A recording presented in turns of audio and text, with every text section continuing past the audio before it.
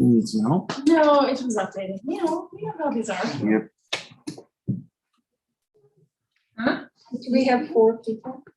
Now we have 3. Lori's doing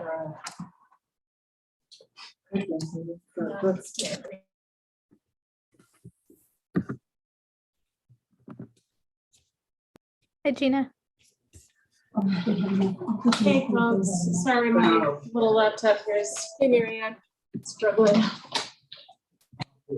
I like that your name has 2 R's, Marianne. You're muted.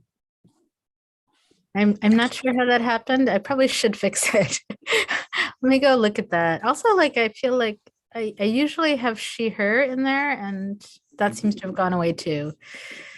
I think it happens when we put the they set up our login to be a panelist. I think that's when that happens. Okay, it's not my Zoom settings. Okay, got it.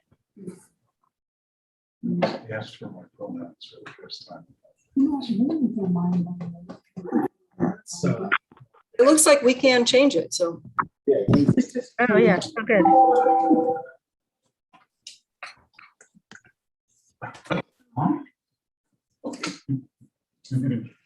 I'm fresh out of those.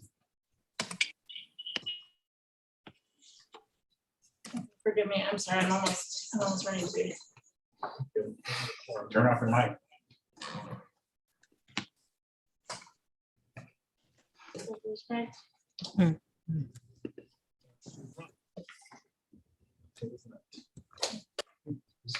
It's not. I'm not even on Zoom yet. Oh, you're sounding? Yeah. That's why. I hate when that happens. I'm blaming somebody else. So That's me. quick to judge. It could happen to anybody, Fred. You can yourself. Doesn't have to, kind of. No, not at all. So, Okay, everyone, we are about ready here. oh, cool. We need to. An exciting moment. Not too far from you. 9:44. Quite close. All right, so are we ready? Can people hear me? Am I audible?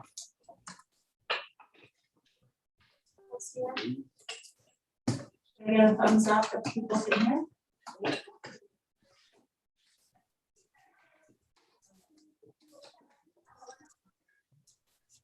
Nobody can hear? Doesn't look like it. I'm here. Everybody you can hear? Yep, I can hear you. Thank you. All right, welcome to the November 4th, 2021 Committee of the Whole of the Oklahoma Forest High School Board of Education. It's at 6:33 p.m. We are still operating virtually due to the pandemic. The Governor Cooper declared a state of emergency in 2020. We're still operating under that order. So could you please call the roll? Yes. Dr. Mullenhour, Here. Mr. Arkin, Here. Mr. Henry. Here. Mr. Martieri, Here. Ms. Harris, Here. Mr. Kosky, and Ms. Dixon-Spivey. Here. All right, our first item this evening is public comment. Do we have any public comment this evening? We do now. All right, thank you. The next item is approval of the October 14, 2021 Committee of the Whole meeting minutes. I move to approve. Is there a second? Second. Were there any redactions or corrections to the minutes that were attached to the agenda? All right, all in favor of approving the minutes, please say aye. Aye. Aye. Aye. Any opposed? All right, we will move right into our items then this evening. We have finance, I believe. We're going to go a little bit out of order and jump to finance first, and then we'll go back to instruction. So it looks like our Valor Technologies Summer 2022 abatement contract is the first item. Hello, Mr. Anderson. How you doing? Good, how are you? Okay. All right, so on October 20th, we opened up bids for the summer 22 abatement And the lowest responsible bidder was Valley Technologies at $213,070. Our environmental consultant, Petron, they vetted them, did the background check and all that type of stuff. And I included that. Also, they provided a letter of recommendation, which I've included, and also the contract and the scope of work. So I'm asking that this be moved from the committee of the whole to the regular board meeting for approval. Thank you. Do you have any questions on the asbestos abatement contract? Folks can just jump in if they would like. If any questions. All right, I'm going to channel Tom Kosky then and ask the question he would ask: how much more asbestos abatement do we have to do? Because we have been doing this for years and years. Do you have any sense of it? So every time you do anything new within the school district, within the school, you may have abatement. So if it's new tile, it depends on what ceiling, it depends on what window caulking. It could be, because everything that this building was built with has some kind of asbestos in it. Okay, and so I believe what we typically do is we let it lie unless we have to disturb it, in which case we need to abate it. Is that how it works? So the answer is forever, right? Basically. All right, well, good to know. Okay, our next item is the 2021 estimated tax levy. Thank you, Nicole.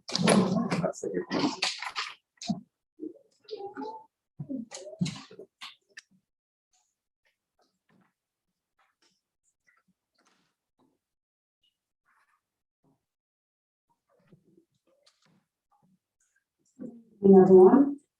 So my second favorite thing to do at school is one is budget and two is the levy. So, what we actually have for this year's levy is we're going to look at seeing how much we can actually get for CPI. This year is a 1.4%. We have new property that's at 0.55%, which is a total of 1.95%. Dollar amount wise, what we'd be looking at is $1.4 million, a little bit more than that for both. I didn't really put a presentation together because I feel that we look at it and go over the same thing every year. But I'm going to say that we're recommending that we actually take this for a few reasons. One is the thing that we've always been looking at is we have the Imagine plan. And with the Imagine plan, that is about a $200 million project that's going to be going on.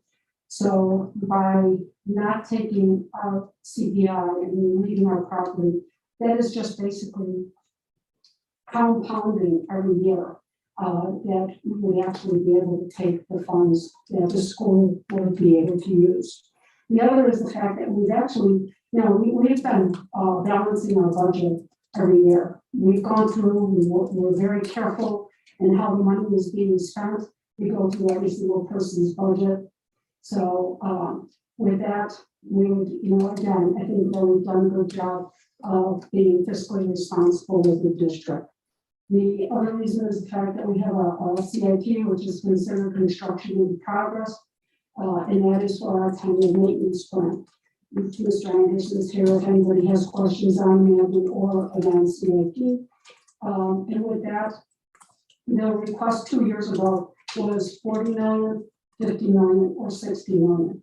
The 40 million laid out what we could do if we used $4 million a year over a 10-year span. And then other additional projects that needed to be done fell underneath that at about 50 million, and the same with the 60 million. So as we can see, we have a lot of construction and maintenance that needs to be done for the district. Okay, so that is one of the, these are a couple of the reasons. And there's other reasons too, but this is a reason, a couple of the reasons why we're actually asking the board to approve our recommendation of taking 1.95%. Cindy, would you mind just sort of laying out the timeline for new board members who haven't gone through this process before? Sure. So normally we come in November and we show this to the board and we tell them what our recommendation is. and then we lay out, that it comes back in November. It can be approved at our November board meeting, or, it could, also be approved at our December board meeting. We have to have the levy to the, county by the last Tuesday of the month of December. Do we have questions from board members? Yes, a few. At the end of my last episode of being a board member, we had a situation with the state where we levied and then abated. Or you talk about the property tax relief grant, Yes. that became evidence-based funding. All right, so that's no longer available? No. Okay, so we don't have the ability to do. So it was just rolled into that, or just, It rolled into that, it rolled into your evidence-based funding dollar amount. okay, all right. The second question I have is, especially, you know, the budget that we have here for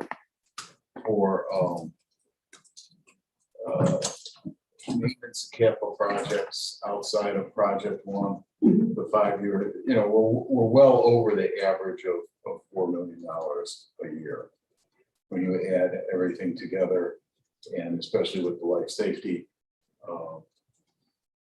So, you know, my question is, have we considered, because the life safety are issues that come up every 10 years, right? Have we considered bonding those items? We did bring, asking you to board it 2 years ago, about, actually going to some debt, and not voted on at that time. But it's a good suggestion, yeah. We can No, definitely do it that. seems to me that those items, since we have no debt, and those items, you know, are mandatory, they're not discretionary, Correct. and they are long-term capital improvements. That it would make sense to bond some of that and loosen up that cash for other projects or items. So it would be a suggestion Okay, definitely. to look into Absolutely. what that would be. And then I know last year, we did not take CPI. So over the past few years, have we been taking it or haven't? We did take CPI in 19, but we dated that 1.7 million. Last year, we did not take CPI, we took new property only.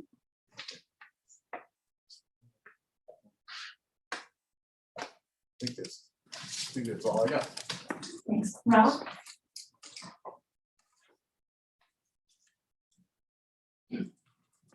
We can't hear you, Ralph, I'm sorry. You're muted. And now hands up. Somebody pinned you though, too, I see that.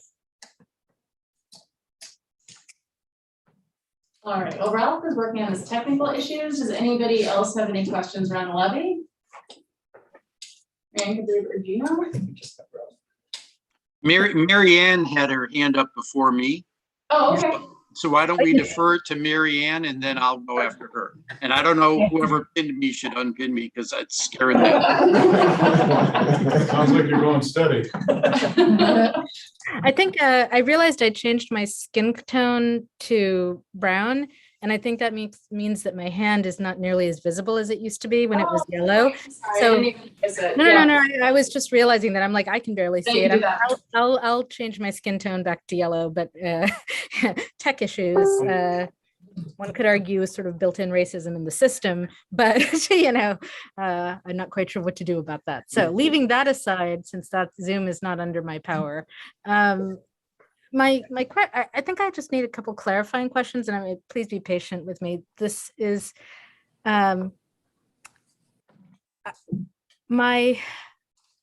I was trying to think about this before the meeting, and we didn't take CPI last year because of the pandemic, I assume, because it was a disaster, right?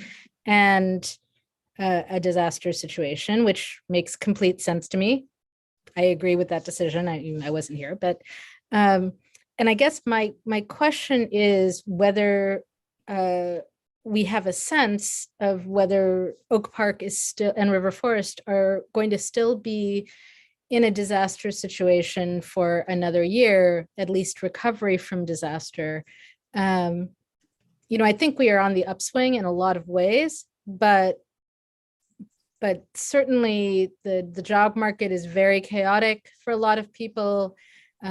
Places like food service are kind of a mess right now between the number of people who have just died and the number of, and what's happening with pay and trying to find workers and so on. And I don't have a good sense of how Oak Park is doing economically, kind of overall, and also in a tiered manner for different, economic groups. And I don't know if there's any good way to get that information. I would kind of love to have it in order to make this decision, because, if the answer is Oak Park and River Forest, I'm sorry, I keep saying Oak Park, I used to being on the library board, but if Oak Park and River Forest have generally weathered this well, then I'm not as concerned about taking CPI. But if not, if there are still a lot of people in crisis, if there are more people in crisis than there were 2 years ago, then it might make sense to defer or at least take less than CPI for one more year. And I understand that, that does cost us in terms of, the sort of compounded effect of that. And I understand that deferring maintenance on necessary things also ends up costing you more in the long run.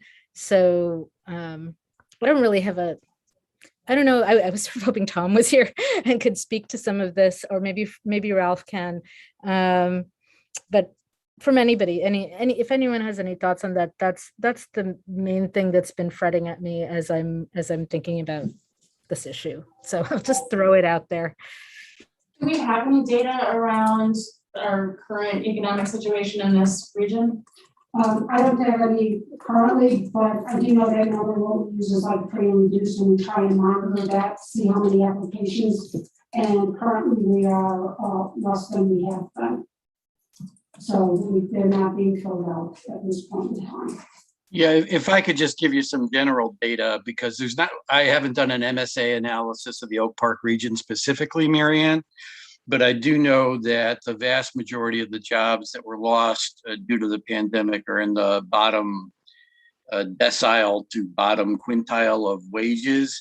And the median income in Oak Park and River Forest is significantly above that. So it wouldn't have impacted most of the jobs in our community. That doesn't mean some people in our community weren't hammered. They were.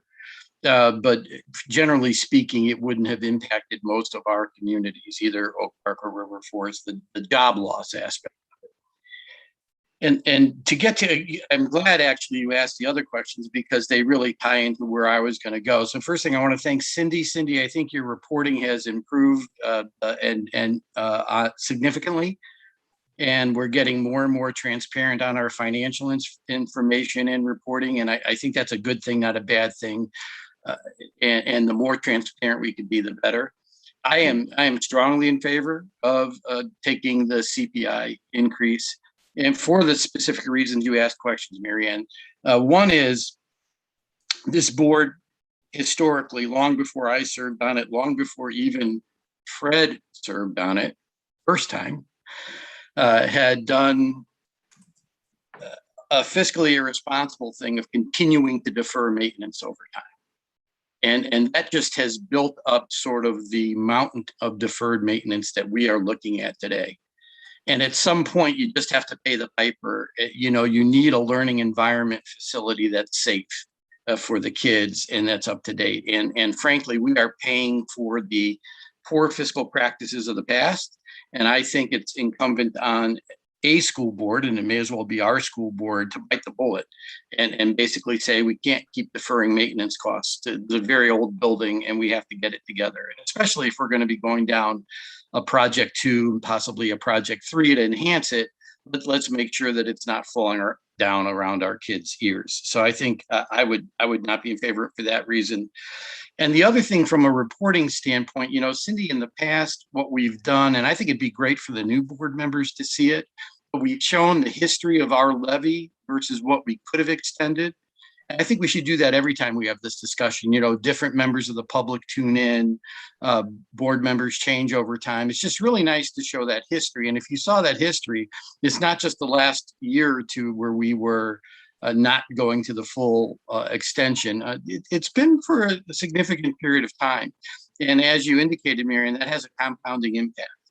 And so to the extent, and I was the one that said this last time, that created a little bit of a hullabaloo, but I believe in being fiscally responsible. I mean, I run the Center for Tax and Budget Accountability. It's kind of in my blood.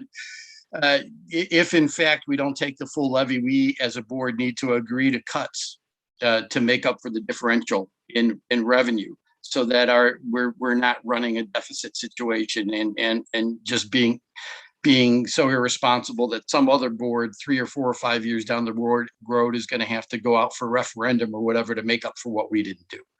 So if we don't do the full extension, then I really feel we need to identify cuts to current spending to just balance things out. And one thing I don't think we ought to be cutting is our deferred maintenance. I think it is, Fred, sadly, more than what we would like it to be, that we are paying for the sins of the past. And I do think Fred, raised a really good point about possibly looking at bonding some of those costs, especially in an environment where interest rates are low for what will be a highly rated bond. We will be a highly rated issuer. So we will have very low interest carrying costs. And one thing that could do is help even out the levy situation over time. So if you have debt and you're using the debt to cover your life safety, and when you pay it back and reissue the same amount of debt, you could just keep that levy flat and keep using that debt levy to cover these costs, these life safety costs. And what that does is it doesn't increase the tax levy for your taxpayers over the long term. You have the increase the first time when you get your new debt levy on board, but then you get to hold that flat and sort of maintain a more level levying practice over time and ultimately save taxpayers money. So it could be a positive thing to do. I think it's certainly worth looking at. But I want to thank the administration for listening to the board and really being far more transparent in your reporting. I think every time we talk about this, let's have that history of our levy extension so that whomever in the public is tuning in that day and whomever on the board has questions about it, we all have that in front of us. It's a pretty easy thing to update. Oh, thank you. We'll put that in on for the regular board meeting. We'll tell them. Thank you. Great. Do you have questions, or Marianne, any follow-up on that? No, that was super helpful. Thank you, Ralph. I think that does basically address, I suspect the kind of systemic issues that I'd like to know more about. It's going to take, everybody a while to gather that data, and we just have to go on the best information we have right now. And what Cindy contributed there in terms of the needs we're seeing is helpful. And I think I would agree that that for the majority of a Park River Forest, it's hard. I have a hard time. We have a little free pantry behind our house, and it gets emptied regularly. So I know there are hungry people in our community, and but nonetheless, I think investing in the schools is a public good that long term is going to help the lower income people, hopefully more than everybody else. So as much or more. So yeah. So sorry, I'm just kind of babbling now. I think that all my questions have been answered. I'll stop talking. Cindy, one possible thing we could do to make it even more transparent for taxpayers is look at what the median, house EAV is or whatever in Oak Park River Forest area, and then sort of saying the average levy increase for a house at this value would be X. I know the city of Chicago does that all the time when they come out with their levies. I don't know how hard that would be for us to do. I would imagine we could do it.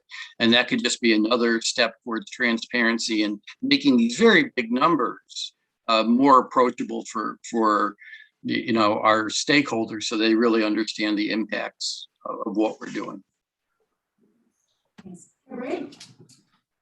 Yeah, I just had well, thanks Ralph for actually discussing the possible bond levy. That was actually my question. What options do we have? Because as we're talking about, I don't want to put words in anyone's mouth, but it just this kind of assumption that a lot of the jobs are lost in the pandemic or more of the lower income jobs. So workforce should be fine for the most part. But I think what we're forgetting is there are families that may not be those type of jobs, but are still working class families that are just making it in no park, right? So taxes are not low. And any increase could probably push someone in the wrong direction.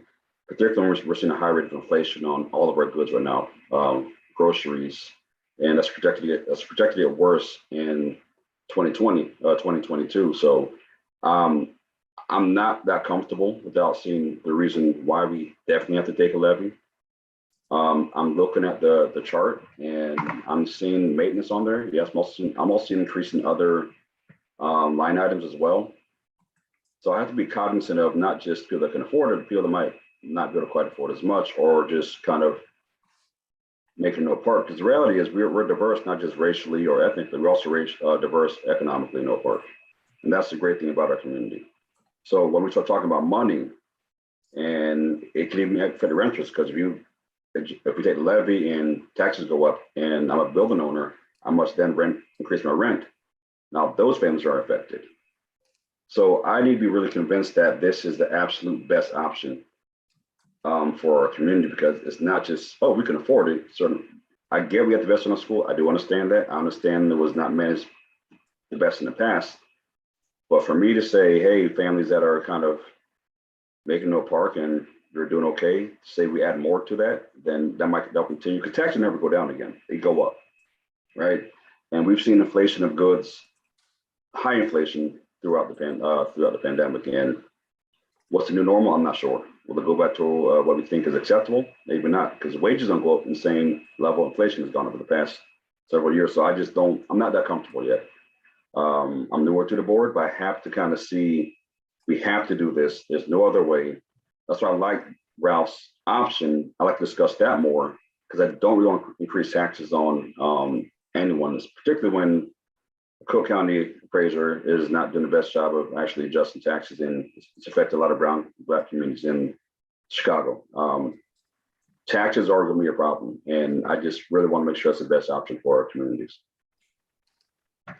Gina? Yeah, I agree with Kabrib, actually, everything that I would almost repeat everything he said, but I don't need to. The piece, I feel like more information. I really want to know, last year when we did not take it, it was really in the interest of our community and the folks who might not make it. I happen to be one of those people, not a might not make it person, but one of the people who is like, it's just me on my income with my child, right? Like, so I'm one of those people that when we do these things, it really does hit me. So I think about all the folks like me as like single parents in our community or one income households. So that is, there's a piece of that I want to know, just like Kabrib said, do we have to? And what would necessitate that? I want to see the financial reasoning behind it. So that's where I'm at. The one thing I want to point out too, just like Mr. Martier had said, that if we didn't take it, we have to go back and cut our budgets $1.4 million at this point in time. So by cutting, I can already say that there are items that are, not being addressed. We haven't had some professional development. We're pushing out schedules as far as, replacing buses, or as far as replacing drivers out of cars and stuff. So that's part of some of the stuff we did. The one also to student enrollment. I haven't done that in 2 years, but I also don't want to put that on because it's a report I could put one out of a forecast 5. I just don't know if it's as detailed of a report that you would like to see. But it's saving $12,000, by not doing that. So it's just stuff like that that we're starting to look at, that we've been cutting and pushing. At some point, I don't want to get to a point again of programs or staffing. So that is the one thing that if the board is looking to do, that they would have to give us direction on what would happen with that if we were going to cut $1.4 million. So if we could also, I mean, there seems to be significant, I heard it from at least 3 people, interest in looking at a bonding option.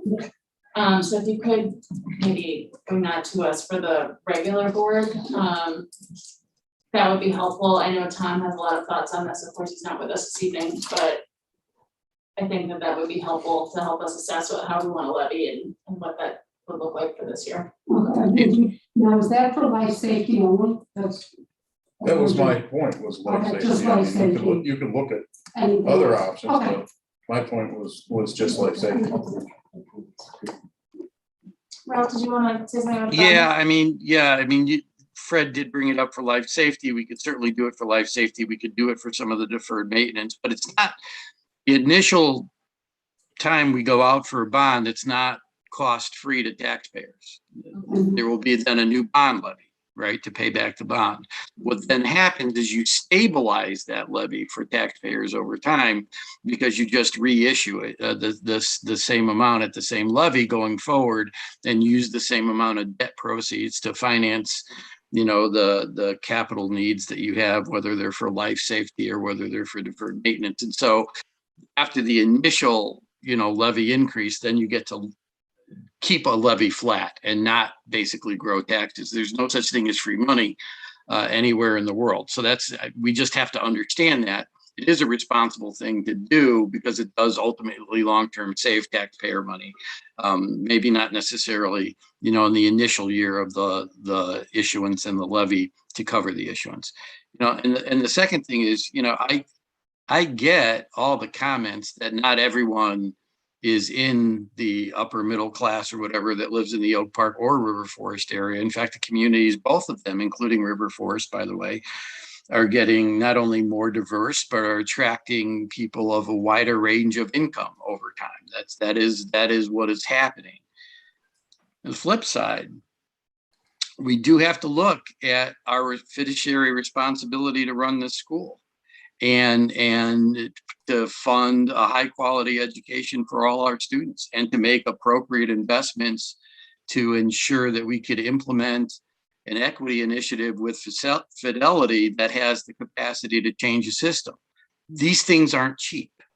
They cost money. So what we have to do is balance. We always have to keep in mind the tax holders' interest. That's one of the considerations we absolutely have to have on the table. But we have to have the other considerations on the table too. I'm looking at the total increase. It'd be a 1.4% levy for CPI. And then I think about another 0.5% or thereabouts, 0.55% for the new property.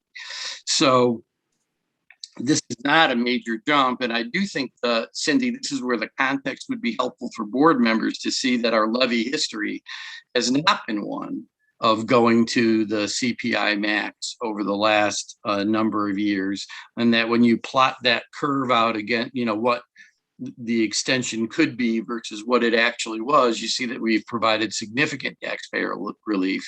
And Fred, to your point, the year that Oak Park River Forest High School applied for and attained property tax relief under the evidence-based funding formula, we were able to incorporate, now Cindy, correct me if I get the number wrong, about 3.8 million in ongoing state funding that replaced property tax revenue over time. That gets built into our base funding minimum, and we get that tax relief forever from the state of Illinois.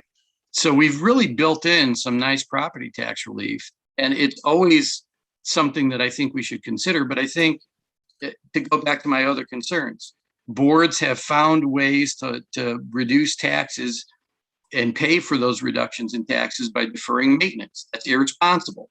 You're kicking a cost to the future, and you're making the tax increase down the road far more expensive for taxpayers.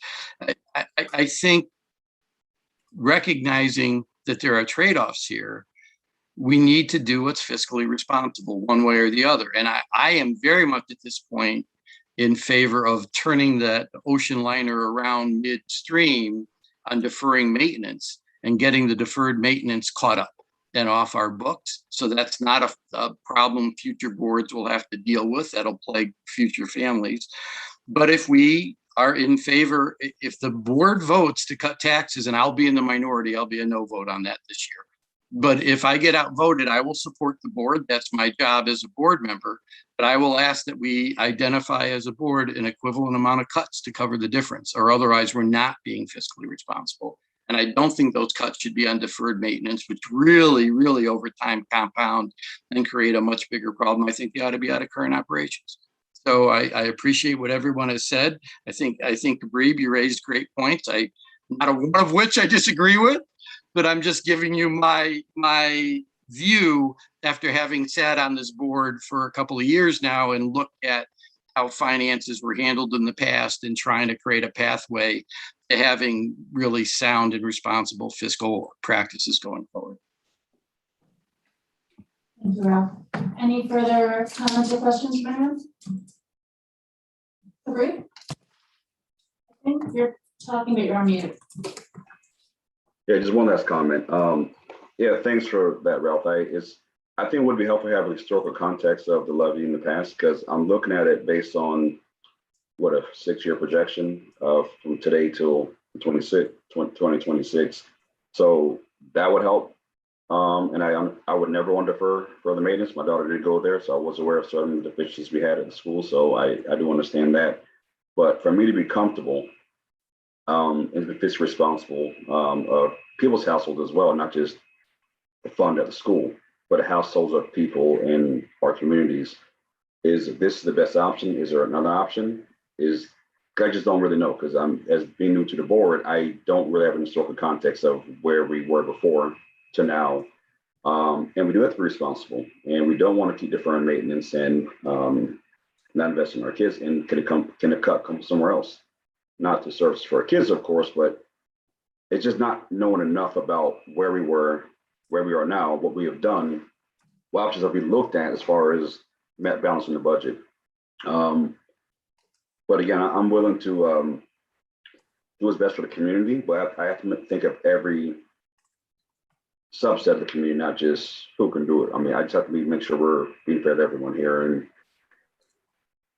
not putting people in a worse position, because the pandemic's already done that for a lot of us. So yeah, if more information would be great. And yeah, that's it. Thanks. Thank you, Marianne. Yeah, I realize that just one more question for next time, I guess, maybe, like, just when I'm thinking about this, what I'm trying to figure out is what is the risk to not taking the levy this year? And I understand from what Ralph is saying, and I'm looking forward to seeing more of the historical picture. I think that'll be helpful, but I understand that he's saying we're already in the hole, and if we don't take the levy, we'll be sliding deeper into the hole. So there's clearly some strong downside. But my question is, like, let's say we don't take it, and thinking that this is we're still in recovery from the pandemic. Next year we'll be sort of back to normal, and maybe we'll go back to taking a normal levy. And then another disaster happens, right? It doesn't have to be another pandemic, but like climate change is, we're getting more tornadoes in this area, things like that. If a tornado hits the school, if some other disaster happens, I don't yet have a sense of how buffered we are from dealing with that kind of thing. And so I don't know, I'm not sure how to frame this question, but I'm wondering how much of a buffer we need, and if not taking the CPI levy this year will put us in a dangerous position. And so to the extent that that can be answered, that would be helpful to me. Thank you. Okay. Our next item, do you have the instruction you need to No, I don't have that one. No. I'm saying, do you have the instruction you need from the board in terms of how to bring it back? I know what you guys are looking for, the average home and how much it would increase the taxes. And then the other you're looking for is a chart that we put in the past. So I have that.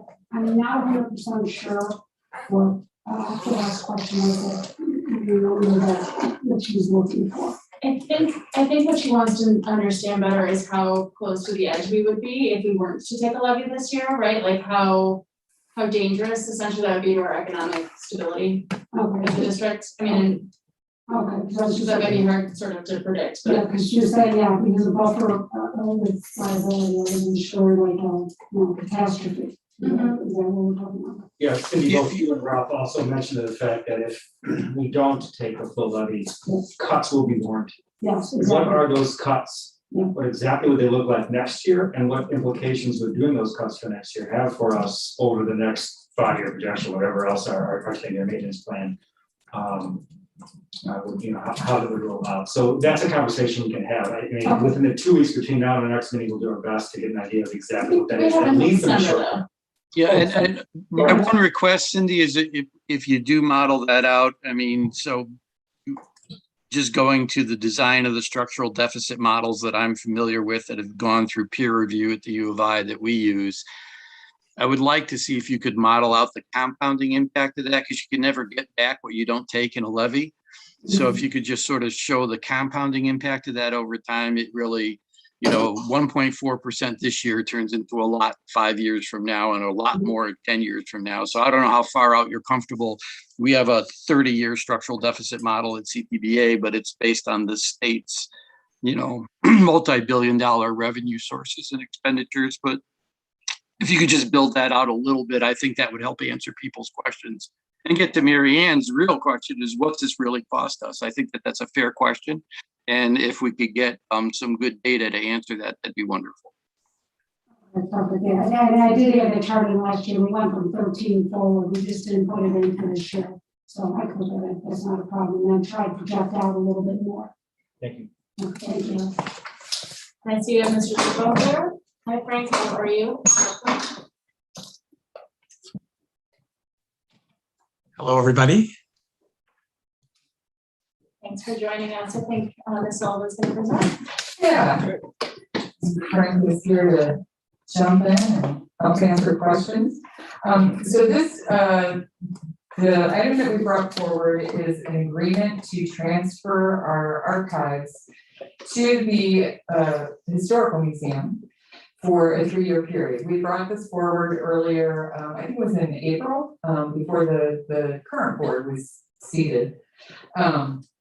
And at that time, there were, one of the big concerns was that we didn't know exactly what was in our archives. I mean, frankly, there is a closet full of stuff that was in utter disarray until Frank and Don Vogel, a retired faculty member, went through an inventory this summer, and Exhibit 1 attached to tonight's memo was everything that we would be transferring.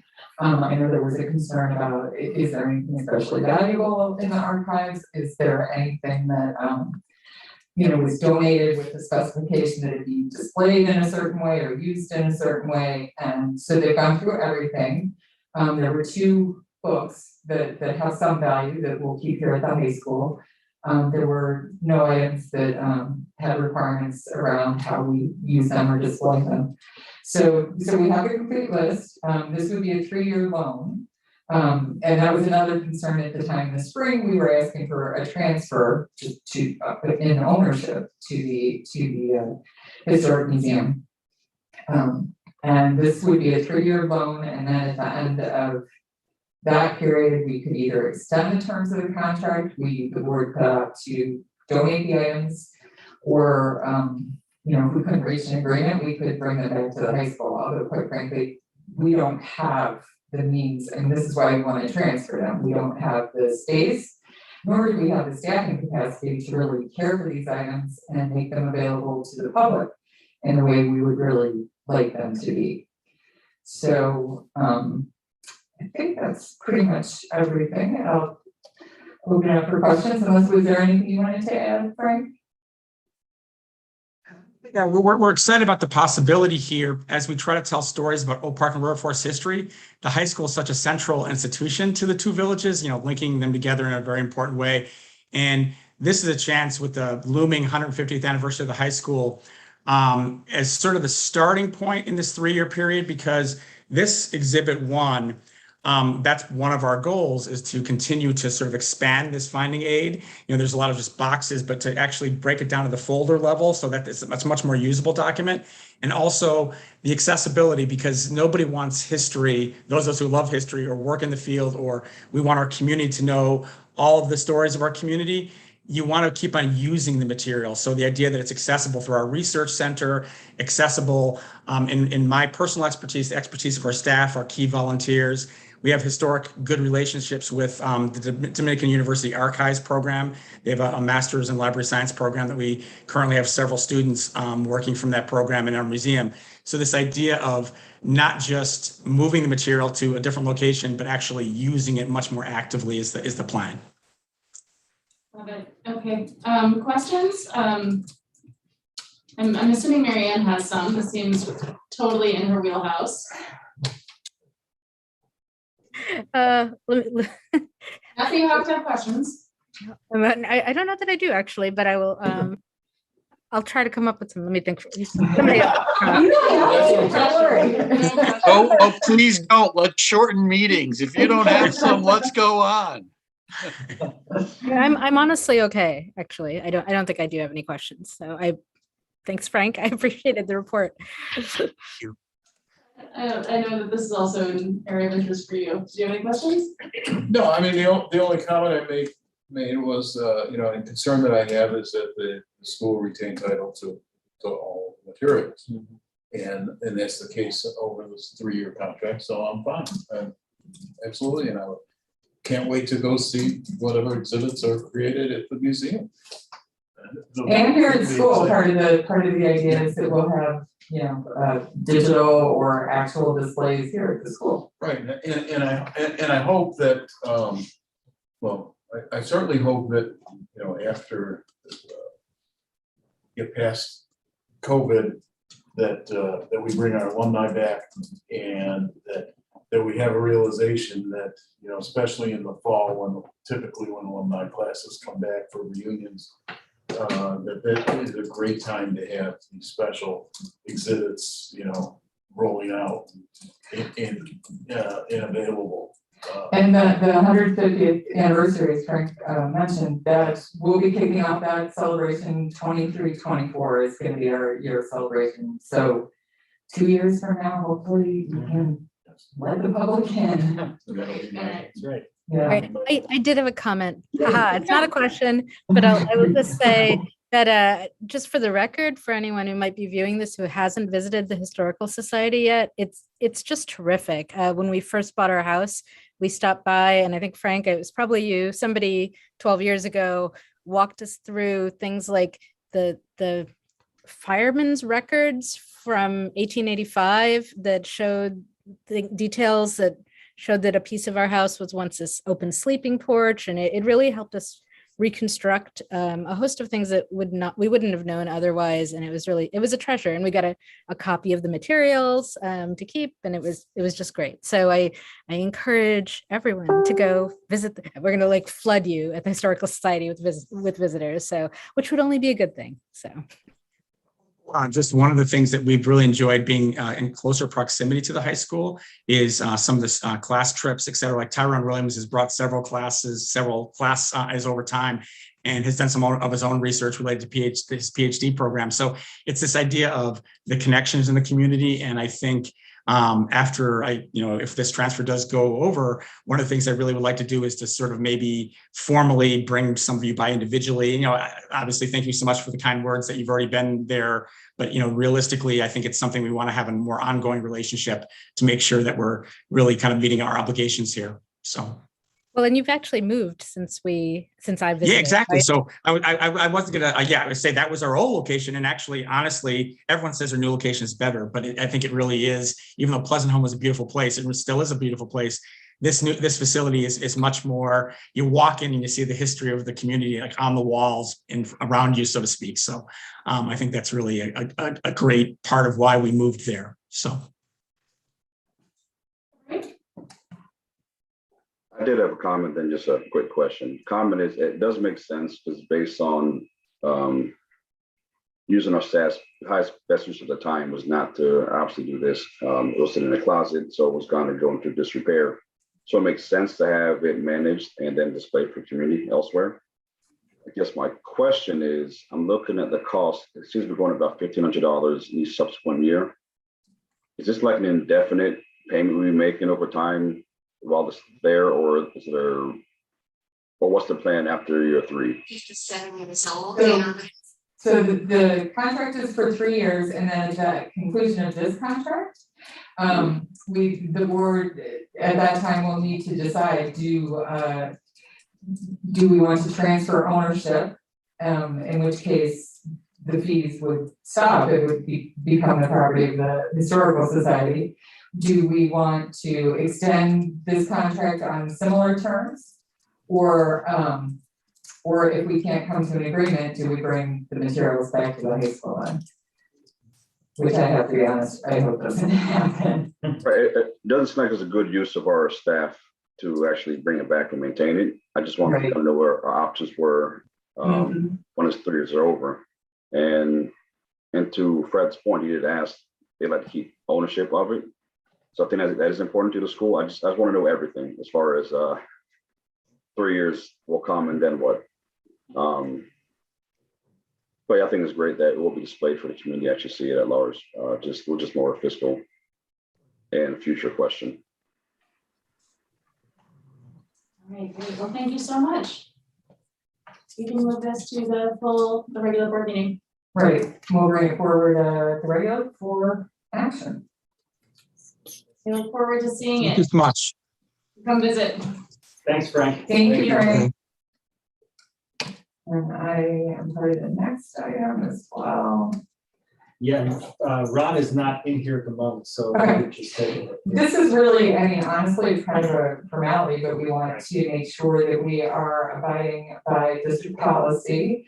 Pepper and FGM, the construction management firm, and our architects who have done all the amazing work on Project One, want to photograph the work and be able to use those photographs in, say, a brochure, or if they're showing other schools, their examples of their work or whatnot. But per board policy, we do need board permission for them to take photographs to use for that sort of purpose. Okay, so does anyone have any concerns about our contractors using these for presumably promotional purposes? Got to make sure that they don't have images of any students in the photos. Okay. Yeah, beyond that though, yeah, thank you, Ralph, for that. We'll do that. Okay. And then this will be for action at the board meeting as well? Correct. Correct, yes. All right, then are we gonna go back to instruction, I'm assuming? Yeah, why don't we go back to instruction? I know Kristen McKee would appreciate Yeah, that. the ISB resolution's gonna take a minute. Yeah, so, I'll let Kristen really introduce this presentation. Oh, you know what?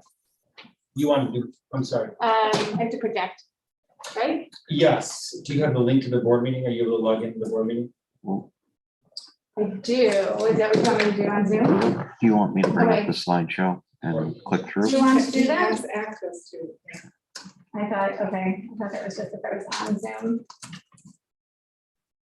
Chris, if I send this to you, you want to just project it? Sure. Okay. It should have. Yeah, let me do it from the agenda because I'm not logged into Oh, my is that account. the one, most recent one? Hopefully I don't make more changes. It's possible. I can send it to you right now.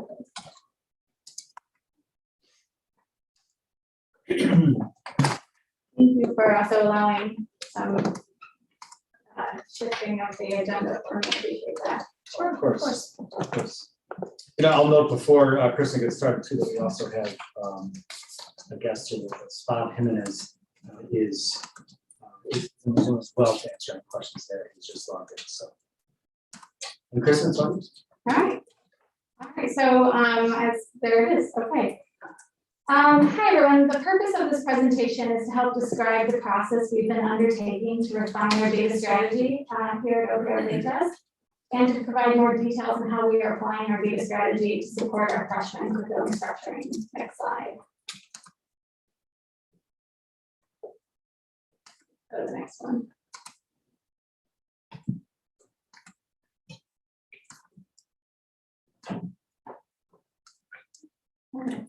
There we go. Oh, there you go.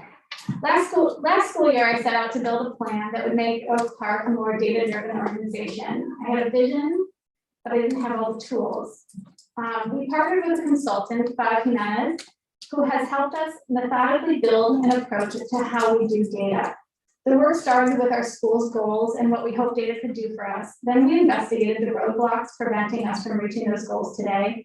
And what we have recently finished is the overarching data strategy that will guide us through the process of breaking down those roadblocks to tap into the value of our school's data. We are applying this data strategy to our detracking initiative because that initiative is important, it is urgent, and will allow us to begin realizing the benefits of the data strategy soon. Next slide. Our methodology was simple but rigorous. We began by having conversations with a variety of stakeholders, both internal and external. Along the way, we reviewed detracking research and spoke with experts to understand how those who came before us measured success and assessed risks for their own detracking programs. We would like to thank those who gave us their valuable time and input, some who spoke with us multiple times. Next slide. This is the executive summary for our initial work, which will be detailed in the slides to come. This slide serves as a snapshot of this presentation. We defined why we need data strategy, which you'll see in data goals. I didn't get my laser pointer there, but it's all right. No, that's good.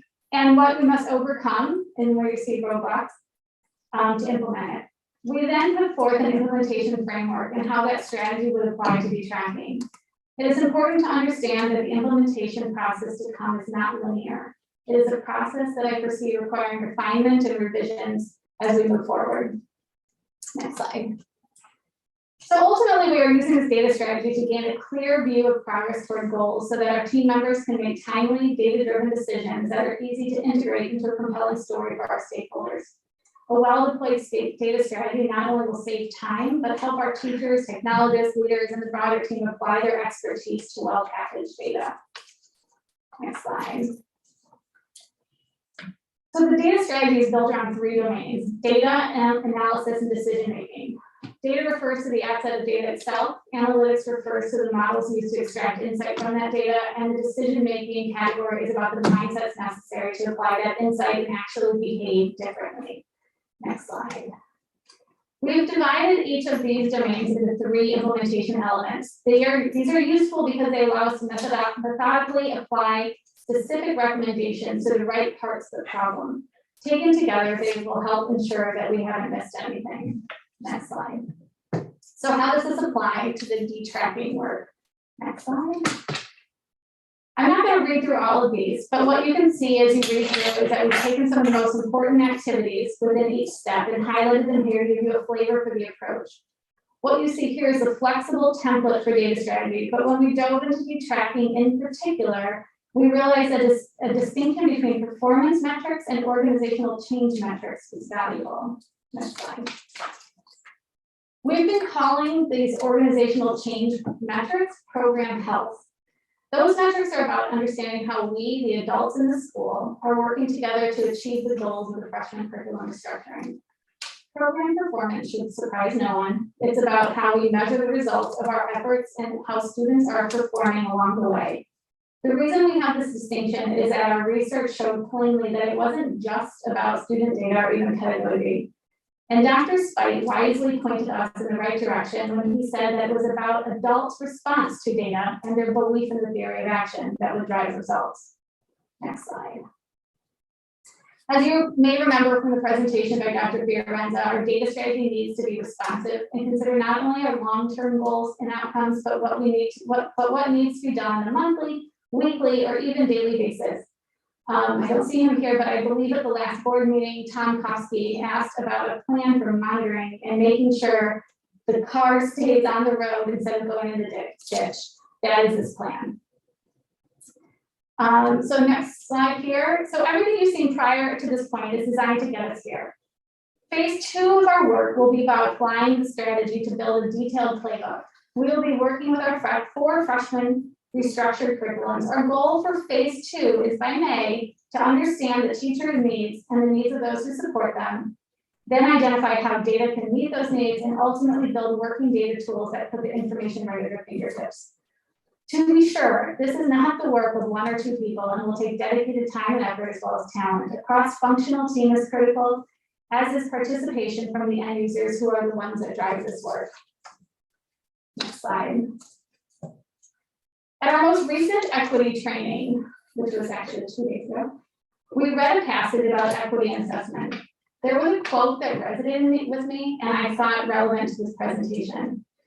Culturally responsive assessment must deliver intentional improvement of learning through disaggregated data-driven change that examines structures, demonstration of learning, and supports which may privilege some students' learning while marginalizing some. This slide here sets out the ultimate vision of an environment where data is so thoughtfully ingrained in the day-to-day operation of the school that it becomes a part of the school's fundamental culture, from senior administrators all the way to teachers and students who are immersed in the work. I'm going to let Fav take over a little bit, talking about phase 2, and he might need you to go back a couple slides first. Everyone, my name is Fav Jimenez. Thanks for having me. It's a pleasure to be here. And I've been helping Kristen and the rest of the team out with this work. And like Kristen said, I'm here to talk a little bit more about what we're working on and what's to come and what we're calling phase 2.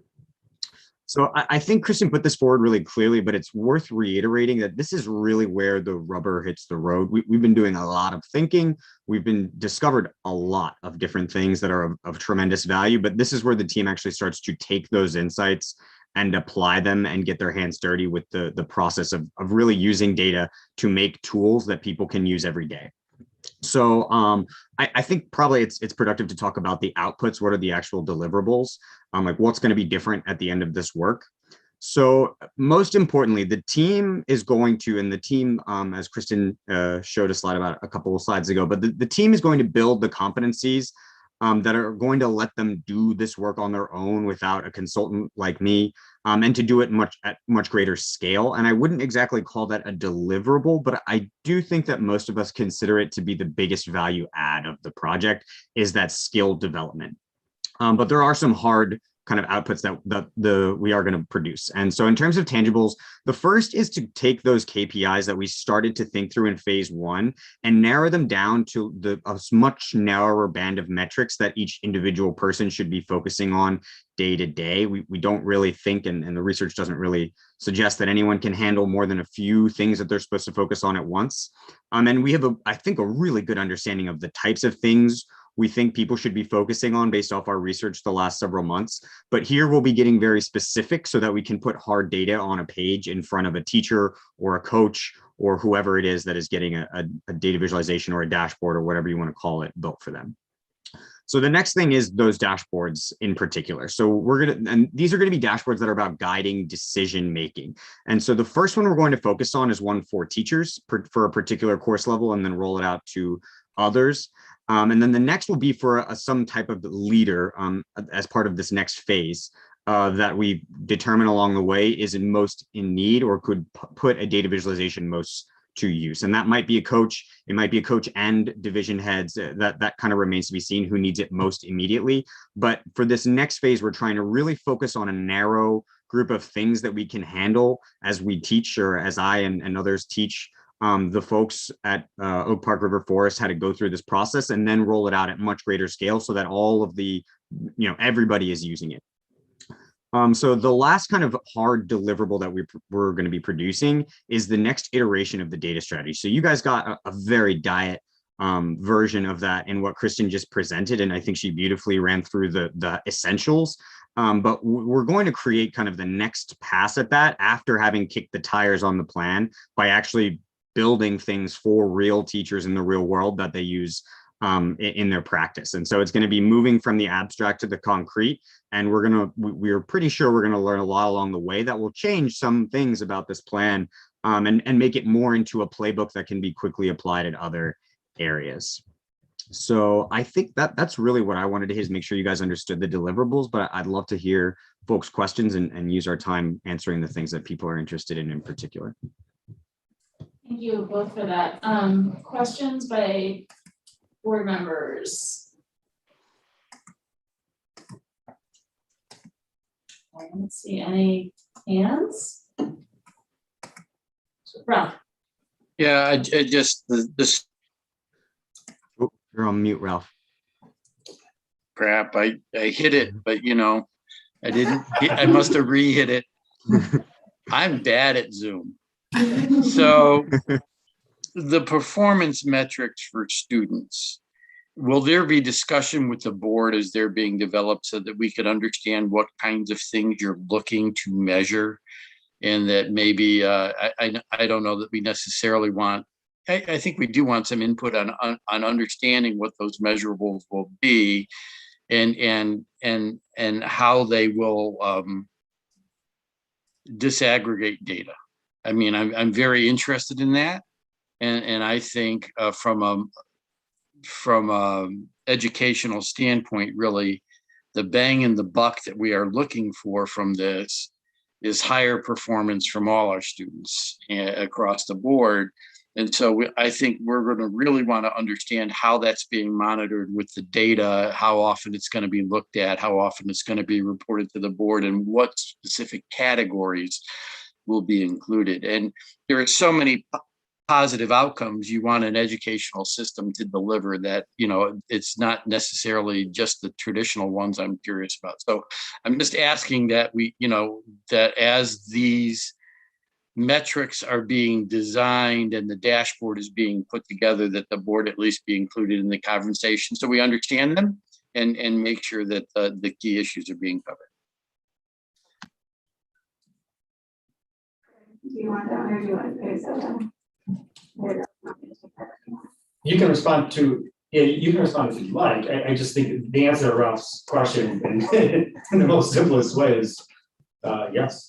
You know, as we develop that, we can bring it to the board, keep the board informed and move forward. So. Yeah, I just also want to be clear that I want to make a little bit of distinction between monitoring and evaluation. So like some of the things that we're working on right now are really the monitoring that the teachers will need to be doing as they go through their practice. And then of course, there'll be sort of that evaluation, which is really looking at some of those longer term, bigger picture things and understanding how those medium term to long term objectives shake out. So yeah, I would say yes, but I also just want to make sure I draw that distinction. Yeah, and I think it's also worth saying that like a major focus of the project is to figure out what information folks need given where they are. And the board is obviously one of the several key stakeholders who need a particular set of information to make the decisions that you guys make. So I think it's squarely within the scope of a project like this, whether it's the current prototyping phase or later ones, to determine what is the exact information that will be of most immediate use to the board and then creating that in a dashboard. I think that's something that has to happen.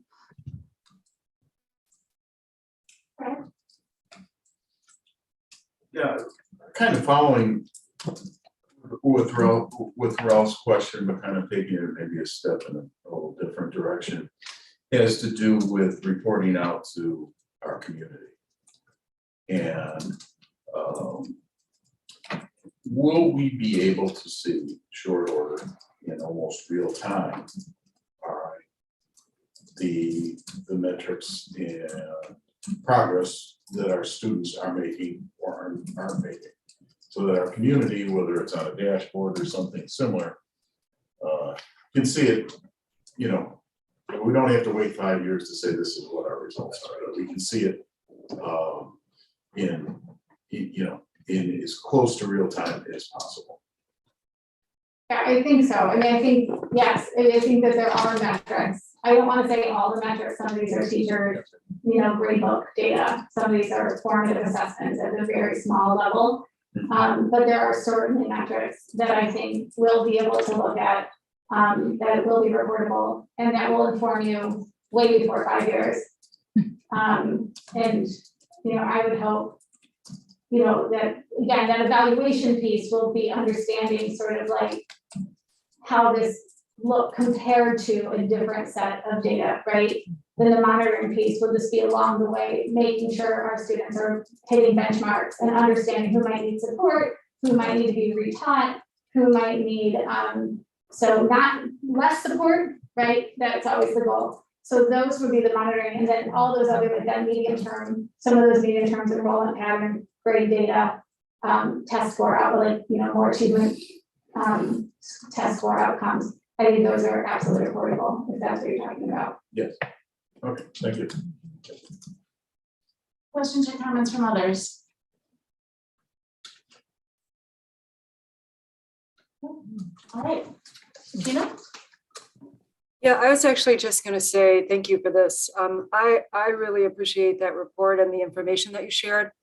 I just know what's about to go in, what's about to happen for the educators who are in the process, right? And being able to see it laid out this way is really, really useful. It's also making me think that I really hope that our community takes a look at this information that you just shared with us, because a lot of the questions and concerns that we heard last week that I don't see a lot of people attending tonight to find out any of the follow-up stuff to our fabulousness that we did. But I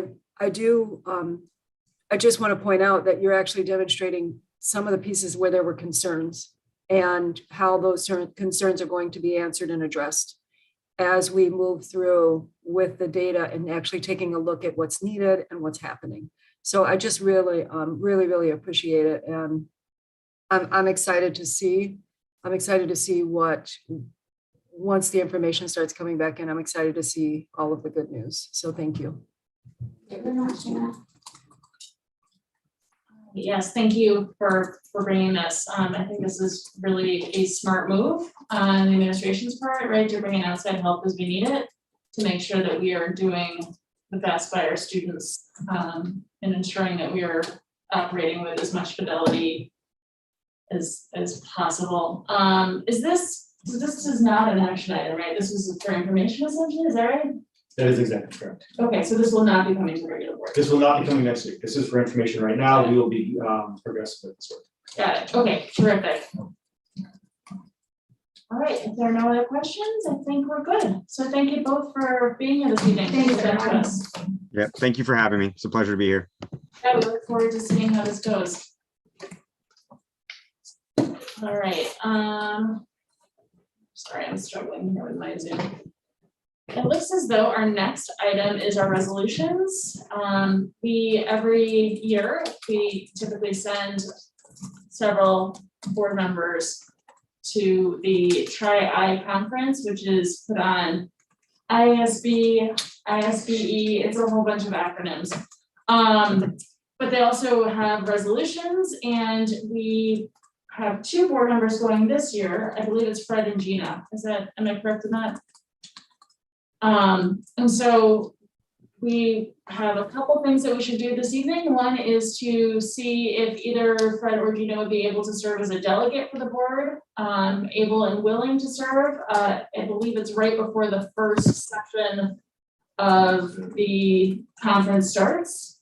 And then we will also be looking at the resolutions themselves this evening to see which ones as a board we want to kind of give a thumbs up to. Versus those we might have concerns about. So Gina and Fred, are either of you able or willing to serve as our delegate? Actually, Sarah, I think that we have new board members, and I don't know if either of them want to attend as well. And I don't know if I remember when we discussed this before, so I don't know. Is it possible to open it up to see, or do we have to notify by a certain date? I'm not sure about that. No, I'm sorry, I had assumed that, how did we pull the Everyone board is seats? given the opportunity to sign up. Yeah. And Fred and Gina chose to. If someone wanted to just go and represent the district for this portion only, they wouldn't have to attend the entire. Yeah, that's a fair point. Conference, so that's another option. It's usually on Saturday. I think this is on Saturday. Yeah, this one is. Yeah. So Marianne and Kabreed, if either of you are interested in attending, there's still time. It's the weekend right before Thanksgiving. I am out of town. Thank you, though. Yeah, I mean, I've gone many times in previous years, and it is really informative. It's a very long, it's a lot. It's kind of exhausting, but it's definitely worth doing at some point. I would actually be interested in probably going, just to see the process and understand it, if it's possible. Yeah, absolutely. Gail, would you mind emailing them to coordinate? Sure, absolutely. Yeah, I think we just have to pay registration. So I'm sorry, Fred or Gina, did either one of you want to serve as delegate? Somebody answered and I didn't catch who it was. That's what I'd be willing to. approve. Yeah, okay, great. So folks, I figure we could just go through the new resolutions, which is attached to the agenda, and determine how as a board we wanted our delegate to vote. So, let's just dive right in. So the first new resolution is on pre-service teacher education, licensure, and literacy. This has to do with early childhood education. And there was some concern, wait, no, I'm sorry, I am at the wrong one. I'm thinking of the literacy. You know, Sarah, they, in the packet, on page 4 of the packet of the resolutions, they run them all down, not in numeric order, by the way, but every single resolution, starting with resolution 7, because that's rational. But we could just go off of page 4 and run through the resolutions there. I'm assuming, you know, everyone's good on this board about reading the stuff and just get a sense of a yay or nay from the board on each of the resolutions. That might just be easier. Yeah, no, that's fine. My only concern is that my PDF, I have my notes in the body of it, not on page 4, but I will do my best. So I guess we'll start with number 7, which is the Indigenous People curriculum. Oh, thank you, Greg. That would be super helpful. Then I need 2 monitors. That is super fancy. So this just gives you a Yeah. page. Okay, so number 7. All right. Got it. All right, so the resolution committee does recommend adopting, this one is Indigenous People Curriculum Inclusion, submitted by Berman South, School District 100. Does the board have any concerns about adopting this in accordance with their recommendation? No, okay. So Fred, do you want to keep notes? Do you want me to keep? Yeah, let's got it. Okay, terrific. Okay, so that one is a do adopt. Number 6 is board reorganization. Actually, I really appreciate this one. This is always stressful, at least I have found. So reorganizing the board after a new board comes in, moving that to 40 days instead of within the same month, 28 days, which is always tough because there's a time period after which the votes are certified, et cetera, and things get really short. Is there any problem with adopting this resolution for folks? Okay, great. The science of reading curriculum, which is the one I thought I was talking about earlier. All right, this one is again recommended that we do adopt this one. Are there any concerns about adopting this curriculum change proposal? Which number was it? Science of reading. It is number 8. Number 8. Oh, I'm sorry. Resolution committee recommends do not adopt. Are there any concerns? Anyone who thinks we should adopt it? All right. 16, school code review. So the board. That's a no, do not adopt, yeah. This is another one that the resolution committee recommends not adopting. Yeah, I kind of had a different feeling on this one. It's a review of the school code to identify if there are any rules, regulations, et cetera, that actually create barriers based on race or ethnicity, et cetera. I think doing such a review would be a healthy thing. And so I'd actually be in favor of that review being done. It sort of strikes me as a best practice to consistently review your system to see if it's creating barriers and or if it's operating in the way you want it to. So I would actually be in favor of seeing this resolution adopted. Do others support Ralph's position? Yeah. Yes? Anyone else? Just to get us to a majority? Mary Ann? Okay, all right, we will support this one. Okay, thank you, Gail. 3, school board member compensation. Once again, I'm going to speak, I'm a hard no. The state is broke. and it's underfunding schools and early childhood and higher ed. Really, the last thing it needs to be doing is spending resources or forcing school districts to spend resources on compensating school board members. So I'm pretty much a hard no on that. I would agree. I'd like to just make the argument against or in favor of compensation because the way I see it, this is what happened at the library board as well. If you do not compensate board members, you are de facto encouraging higher income people to serve on boards, right? Because lower income people can't afford the time. That's time that's taken away from a second job or taken away from, whatever else. And so, I can serve on a school board because I have a spouse who watched my kids when they were little, right? When I was on the library board. And if I hadn't had a spouse, I was economically in a place where I could have paid for childcare. Transportation costs can also be an issue. And so I brought this up to the library. We ended up deciding to extend what we were willing to compensate for. And no one has yet taken us up on it, I think. And I really hope somebody does, so that library board members, if they need childcare in order to attend any board related activities, I think that should be budgeted for and compensated for. It should not be an additional financial burden that board members are taking on, because it is going to, in the end, be class-based discrimination, and it will end up with having fewer Black and brown members on boards across the state. So that's my argument for it overall. And I just wanted to put that out there, whether Illinois should do it right now or whatever else, but that's my rationale. And I'm going to continue to disagree and say they have no problem getting candidates for school boards in low-income communities and in minority communities. They just have no problem getting candidates to serve on the board. And I think when you have a state that underfunds K-12 education by $4.8 billion, Ralph?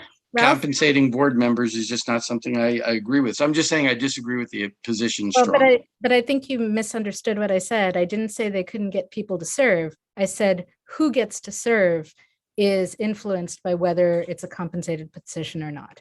And so you are de facto privileging wealthy people serving on the board. Just structurally, that's what you're building in. So anyway. I don't think that that's necessarily the case when you look at the actual composition of school board members. So I disagree. I'm just saying I disagree. All right, other Can I views? just chime in?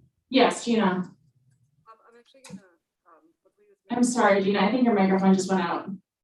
hold on. No, now you're back. No, you're back. Yeah, I'm maybe back. it's Okay, not I'm back. close enough. Okay, great, thank you. Actually, I'm gonna agree with Marianne on this piece. Having been to the School Board Association meeting at the statewide level, it is predominantly white, even in those districts that are the districts of color. The folks that are on those boards are typically people who are more affluent in the community. So I think that if it is a barrier to us ensuring that our school boards are reflective of what our population and our state is, I would support us doing this. I would support the idea of school boards having compensation. And I know that we have another resolution that is about childcare costs as well. And so I do think that it's important that we make that a possibility for people. I'm not saying that people have to take it, but having that be an option for those who might need it, where it could be a deterrent, seems like it would be a logical and feasible thing. I see both sides of it. And so my concern would be how they're going to pay for it and where will they take money from to pay for it. And to Marianne and Gina's point is, I think you're right. But I wonder or worry when we won't have new revenue coming in, and they'll take it from which bucket and what's going to suffer. Will it be services for other child education? I don't know, because I don't really see that explains how it will be paid for in this resolution, unless I'm missing that. That'll be my main concern. And not saying I don't trust, but I really don't know, and I don't trust that it would be done correctly, and it wouldn't take away from something that's really needed for our kids. So for me, it's like not enough information to make a educated decision. Because I'd like to see, yes, we pass it, it's gonna be funded by X, right? Not by taking away from Y. So maybe, I don't know, maybe I abstain from this vote. I just don't really have a good feeling either way how it's going to be done. Yeah, I might have a different feeling about it if it was at all means tested, but it's not. And it is underfunded. It's an unfunded mandate. And if they passed it on to the school district level, I really do not want to be levying folks in Oak Park and River Forest to pay any school board member for this D200 any kind of compensation. I just don't think that that's appropriate. But it's not means tested. They don't have the revenue to cover it. I'm just a no on it. And on, Gina, I think the harder call was the other resolution on childcare. I think that's a much harder call Yeah, to we're not make. there yet. I know, but just to tie them together, because it makes a little sense. If that one was means tested, I'd be a definite yes.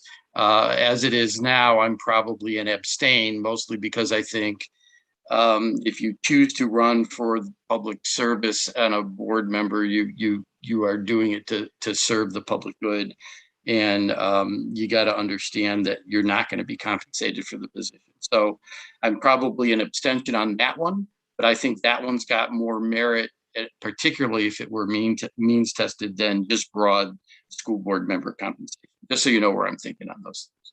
Because you linked them together, which I think is the right thing. Yeah, no, and I'm curious, Ralph, in terms of means testing for this particular one, not the childcare one, I'm not sure how you means test, because what I'm thinking is that I know when we were looking for people to run for library board, when we were looking for people to run for school board, I talked to a lot of people who basically said, I can't afford to run, right? I can't afford the time of campaigning, and I can't afford the time to serve. I financially cannot afford it. And there were some excellent people on there who would have been amazing for our community, right? And you're never going to know. I don't know how you means test. Are you saying that we offer compensation only to people under a certain income bracket? Or I'm a little unclear on what you mean by means testing there. Yeah, that's exactly where I would go. Oh, okay. I see what you're saying. Okay. That's interesting. It's complicated, but interesting. Well, I love complications. I run a tax policy think tank, Marianne. It's fun for me to get into the nitty gritty. But no, I think it's a tough issue. Obviously the points you raised and Gina raised are fair points. I just, when you're weighing all these different considerations, and maybe I'm too into the weeds on the state's fiscal capacity, I know it's not going to fund this. It just doesn't have the money. Or if it does fund it, it's going to take it away from something else in education that can't be afforded to take it away from. So I will remain a strong no on it, even recognizing, right, some of the arguments you're making. So let's take a straw poll, perhaps. Can I just ask a question real quick, Sarah? Yeah, sure. So thank you. As we are looking at these resolutions are the belief statements of what our IASB, or like our larger governing body, would believe should happen. Does not necessarily mean that legislation is following those. Does not necessarily mean that that's immediately going into action and we have to figure out where that money comes from. What it means is that as an organization, we've decided that this is something that we believe in, and we would like to see that happen. So I want to clarify that, is that actually, I'm along the right lines of how I'm thinking of our resolutions. So us making a declaration that this is something that we believe in does not necessarily mean that it's immediately going to hit the state's bank or our local folks, that it would be a process, I would imagine, for districts and the IASB folks, all of us, right? Because we're part of that governing group, to determine how something like that would actually transpire and where the funds would come from and how it would happen. It is a systemic and structural, and Ralph, I love that you are always the one who's always taking us down the path of systemic and structural ways in which institutionalized racism occurs. And this is actually one of those spaces where that is occurring. And so I feel like as people who are on school boards, it's upon us to identify it and at least make a statement that we would prefer to find a way to eliminate that. I am never for putting extra burden on people financially. That is one of my things that I have stood for from the beginning. And where those funds would come from, I do not know. But I know that there needs to be a way for us to think systemically about the representation of people in Black, Indigenous, and people of color on our school boards statewide, because there is a very, very big discrepancy in what we see and what our population is.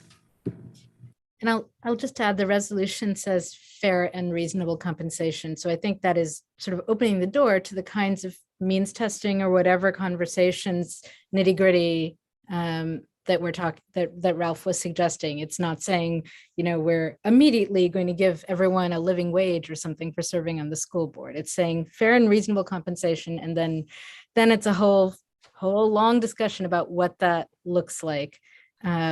Sorry, there was one other thing I wanted to say, right? Remove barriers to representation, barriers to serving on school board. And I think that the point they made in there, that in particular, it makes it difficult for parents to serve the way things are right now. And so you often have school boards that are composed primarily people who are not parents of school age children because of the childcare costs. But I will say, we put in these additional things at the library and have budgeted for it, and no one has used it yet. So I think it's not like it, 4 years in, it hasn't actually cost the library anything, but the space is there should it be needed, right? So that I can then say, when it's time for people to run for office, don't worry about your childcare costs getting in the way of you serving on the library. There is budget for that, right? And I think that's important. Okay.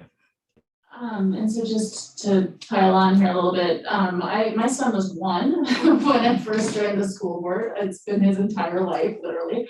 But there's no way I could have done it, right, if he hadn't had a dad at home who could be supportive through that. And so I actually am in favor as well. I just think we would get a lot more diversity and a lot younger parents potentially running for school board. Which, I think it's good to have folks of all ages. And I think that it does tend to skew more towards people who have the means, the income, the time to serve. So I believe that puts us over a majority. That's 3 out of 6, but I think they have 1 abstention. Is that right, Kabir? Correct. Okay, so I'm gonna call that good. So that's a yes. Okay. Right, do you want to say something? You can. Well, that would have been nice before you. Yeah, for declared sure. it, but Please that's okay. do, yes, and there's been a lot of back and forth. Please say what you want to say. No, that's all right. Okay. All right, so our next item is cannabis sales, which is not quite what it sounds like. 1 second, let me get back to my document here. Is that a new PTA fundraiser they were trying to go after? Kind of. I've totally lost where I was. Yeah, no, it's the school funding piece. Okay, so this is 10. Yep. All right, so this would be using some of our cannabis tax money towards schools. Which I had randomly texted Ralph about actually a couple weeks ago. Anyway, so they are recommending that this be adopted. Or do folks want to weigh in on this one? I just thought it was funny that they're saying it's going to be directed towards violence prevention and a couple other things. And it would be, it's like you could direct it towards like anti-drug initiatives in the schools, for example, which my impression is that our school could, not our school, but schools in general could use. And so they sidestepped that. Anyway, that's it. I don't know whether alcohol sales already are somewhat directed towards schools. That's sort of an interesting question too, but I'm not against this. I was just curious. Yeah, I'm going to abstain. I'm not a fan of earmarking. The fiscal policy in me says the more you earmark, the more you constrain legislative flexibility to deal with issues. So earmarking revenue sources is just not the best fiscal practice. So yeah, obviously their uses for it are things that we'd all support. I agreed with Marianne when I read, I said, really? That's where you want to earmark it for? But okay. So I'm just going to abstain on this one. So whatever the board vote on, they vote on. From a fiscal policy standpoint, I'm just not a fan of earmarking.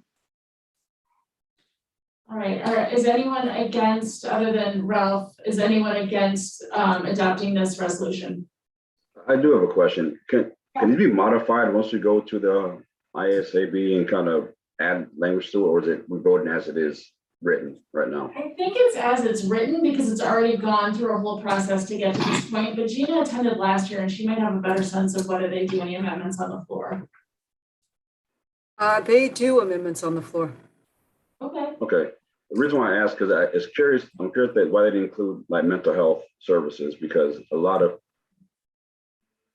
I'll just speak from what I know, right? Just my people I know, it's sometimes it's used as a coping mechanism because you don't have mental health resources and you're masking a deeper issue. Sometimes when these things happen, whether it's alcohol or cannabis or any kind of item used to kind of help you cope through things. So being earmarked for youth development, violence prevention, health education, not mental health services is very interesting to me. And to Ralph's point, I'd rather not be allocated solely to these three. It's like a TIP district, right? When you do TIP fund, then it's going to go for the certain thing you're actually going to build. And I don't really like those either. So if it's possible to modify once you get there or give some input, we should make it maybe have it more of a general fund or general things for the schools that's needed. I'd be more for that than just saying it's for those three items. So if it's possible, I'll probably be a yes. Can I jump in? I know Fred hasn't spoken yet, so I want to make sure he gets an opportunity. I just wanted to say, I appreciate what Kabrib just said. Only our delegate gets the opportunity to like go to the mic and make recommendations or offer wording or make amendments. So I'm not sure if we made a determination that we wanted the language to be amended and we wanted to send an amendment, our delegate would do that. And so I'm just putting that out there. I just feel like Kabrib as a new member, I would love to see him be like a delegate and see what actually happens here. But Fred already expressed interest. So, and Fred, you haven't spoken and I apologize. I want to make sure your voice gets in the room. Well, thank you, Gina. I appreciate that. The only comment I have is I feel a little bit like Ralph in terms of the directing of funds to certain things. However, it is public education programs, and I read into supporting youth development and health education would incorporate generally drug, alcohol abuse type of programming. I'm happy if I'm the delegate, I'm very happy if the board wants to craft an amendment to go to the mic and offer that amendment.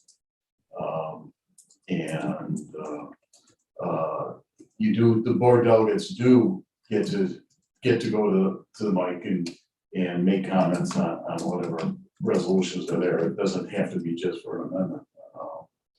But if that's what the board wants, fine. I'm good with that. Gail, did you, as you're taking the minutes, did you capture the piece around expanding it to mental health and other areas? Mm-hmm. Yes. Is the board comfortable with Fred using the minutes as talking points regarding an amendment to resolution? Yeah? Okay. All right. So it seems as though there's a consensus to adopt that one. Is that accurate? All right. The next one is clean energy infrastructure and federal funding, which is 12. This one is recommended. 11. 11. 12 is related, it's the bus. Oh, green yeah. energy, Yeah. Okay, thank you. The resolutions committee is recommending to not adopt this one. Any commentary? Are we okay with that recommendation? That's a yes. Okay, now we're going to go to number 4. Which is around childcare for board members while attending to school business. We touched on this earlier. Does anyone want to comment further? Okay, the resolutions committee is recommending adoption of this resolution. Is there anyone who feels that this should not be adopted? No? Okay, Still abstaining. abstaining, got it, thank you. 12, back to 12, It's like a line of scrolling. Electric school buses and charging stations, federal funding. This is also recommended not to be adopted. Any commentary on this one? Yeah, why don't we want the feds to pay for these things? Like I'm all about, I mean, I just disagreed with all the ones. If it's asking the federal government to finally start putting some money where their mouth is, that would be a good thing in public education, not a bad thing. I know that one of the belief statements or something down here is on funding special education. I think it's Proposition 21. They promised when they passed IDEA that the federal government would fund 40% of the cost of meeting the needs of special education students, 40% of the cost. They've never funded more than 17. Their typical funding rate is around 14 to 15. They're currently at 14.6%. Let them pay for some of the costs we have. It would be fantastic. That's just my opinion. I agree. I didn't understand, even reading the rationale, I didn't understand why they would say no to having them come. I didn't understand that, especially like clean energy things didn't make sense to me.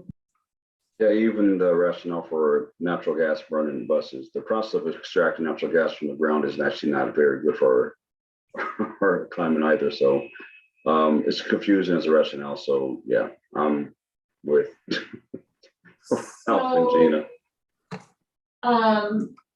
Fred or Marianne, did you want to comment? Are we? I guess I kind of feel like Ralph, and we're thinking about not speaking up on the last one, but you know, but I don't see any problem with urging the federal government to contribute money, you know, to pay for these kind of things, because you know, especially here, we know that electric is coming. We're going to be building somewhere in the next 10, 15 years, we'll be building charging station. So it just doesn't make sense for us not to be looking for any kind of source to help offset that cost. So it sounds as though we are recommending adoption. Does that sound accurate to folks?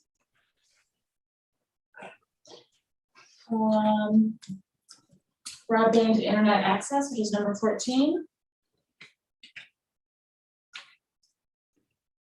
This is also being recommended to be adopted by the resolutions committee. Is there anyone who wants to comment on this or offer an alternative? All right, everyone's okay with this one? Okay. Landscaping, federal funding, 13.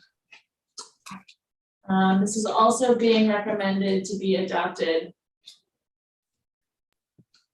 Commentary, questions? Okay, sounds like that's a go.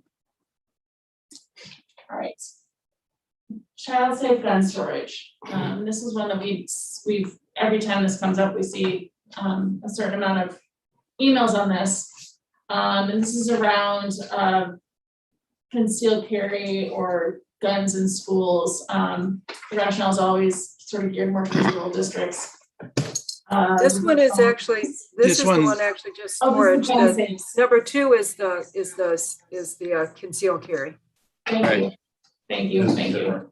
This one is actually one that I'm supportive of, right? Because it would create new regulations for gun owners to keep their guns safer at home so that if children get at them, they can't use them. So I think this is actually a good one. I agree. The rationale, though, that they did not want to support it because we can't control what people do in their homes. I still think that we want to advocate for safety of students with people who have guns in their homes, like. Do we have anyone who wants to argue to the contrary? All right, so we're supporting this one, it sounds like. Does that sound right? Okay. Pre-service teacher education and licensure and literacy. This is resolution number 1. And this one is being recommended by the resolutions committee not to be adopted, no, to be adopted. I'm sorry, I'm having a hard time reading these. To be adopted. Does anyone want to comment on this one? Sorry, what number are you on, Sarah? I didn't quite It's hear you. number 1. It's pre-service teacher education and licensure and literacy. I want to, I just, as a person who teaches pre-service teachers, I just want to say that this is typically covered, but I'm not opposed to this being in there, because it's sound practice for educators to have that level of understanding around literacy. And in their licensure, I believe it's in there, but I understand why they're wanting to state it as well. It's, I just completely agree with Gina. It's a best practice and it's a good thing, not a bad thing. All right, any other comments? Sounds like we're in favor of adopting this one, is that right? Okay. Remote virtual school board open meetings. Oh, yeah. Yes, yes, 2 thumbs up. Ending the current practice. I think it eases access for folks. I think that's always a good thing. I think it certainly would have helped me in the early days when my son was small. I would not have had to hire so many babysitters. So is anyone against this one? No? Okay, all right, so that's a do adopt as well. Student safety and protection plan, which is number 2. This is the bad gun one, bringing This is guns the to bad- school. Yeah, Can I make a comment? It says that anyone can have a gun and anyone could bring a gun in. I'm against guns being in schools for any reason whatsoever, especially if anyone can have one. I'm just so against this on all levels. I understand that people have a right to own and carry a weapon, but inside of schools, the danger is too high, too high. It's unacceptable. What Gina said, I just agree. This came up last time I was at the. it's every year, I think, yeah. And you have to understand, well, first of all, the vote, I think, gets closer and closer every year. And I'm personally against having guns in schools. I don't think there's a reason unless there's a law enforcement officer duly sworn and trained and everything else. However, we do live, and I can tell you some of the rationale of why this gets close, and other districts do vote for it, is, we live in a very urban area. We have a police station that's, less than a mile away. And our police here can respond very quickly if there's a situation. That's not the case in probably the majority of school districts around the state, because the rural school districts may have a rural police department with 1 or 2 officers. Maybe anywhere from 15 to 40 minutes away from responding to an incident in the school. And so I'm fully against this, but I do understand the rationale as to why people, especially in rural communities, feel that this is important to them. Sure. Comments from others? Are we ready to take a poll? So who is in favor of adopting this one, number 2? Okay, it looks like everyone's against adopting. Does that sound right? Okay. And then health and sex education curriculum, which is number 9. Can I have a bunch of stuff to say about this. So if you guys can give me a moment, I just want to speak out of, I have a fair bit of experience on this one. In my college years, I wrote erotica, and in the years following, I spent a fair bit of time doing sex education. I would be flown to college campuses to give talks, to meet with students, etc. Then later in life, I was in my PhD program at the University of Utah, and was teaching undergraduate classes, and we'd be doing papers in English on like bioethics type stuff, where you'd end up having to talk about biology a little bit. And in the process, I learned that many of my 20-year-old students were remarkably ignorant about basic facts of sexuality. They thought you couldn't get pregnant the first time you had sex. You couldn't get pregnant if you had sex standing up. There's, I mean, just a host of shocking amounts of ignorance. And I say this as someone, I got sex ed from the nuns in Catholic school in 5th grade, and they did a better job than what my students were getting in Salt Lake City. So I look at this and, you know, it's saying we firmly believe in a local district's right to determine the curriculum that best suits their community and the students they serve. I do not actually trust local communities to do a good job with this. I think they mostly do a terrible job with this. And in fact, I think we probably have some room for improvement on this as well. One thing I'd like to talk about in D97 and D200 is whether there's any way we can move towards something more like the OWL curriculum, the Our Whole Lives sex ed work that, you know, starts in kindergarten and goes all the way up, which my kids went through some of that. And it was started by the Unitarian Universalists, but there's a secular version of it that is really excellent. And so I'm sort of, you know, the language here says that it states a school district may rather than shall use the new curriculum. And they're concerned that the state legislature can change this to shall at any time without local district input. And they want to use that as a rationale for saying, you know, no, we get to do whatever we want and we want to tell the kids whatever we want about sex ed. And then the resolutions committee says, committee members say their districts have done a good job with this, and that's supposed to be evidence that this is a safe approach for our children. And I think it's, I don't know, I think it is it puts their health in danger, I guess is what I would say. And I have deep, deep concerns. So that's my statement. I agree with Mary Ann, done. Do we have others who want to express a contrary position? I don't understand why a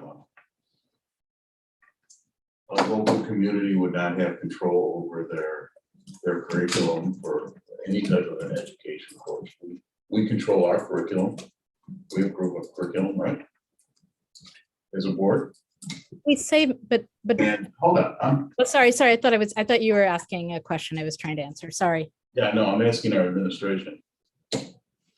We do on some things and other things we don't. There are requirements in state code for curriculum in a variety of areas, ranging from how you handle math curriculum, history curriculum. I mean, there are requirements in there. Some geometry content, for example, is required at the state level for math, and history concepts require teaching of the Holocaust, for example. That's at the state level. Those are just two of the immediate examples that come to mind. There are a variety. So it actually is a shared responsibility that exists, some at the local and some at the state level. We saw this also last spring when we were talking about state graduation requirements, right? This board is able to make some decisions about graduation requirements at the local level that they couldn't make for those requirements that are mandated statewide.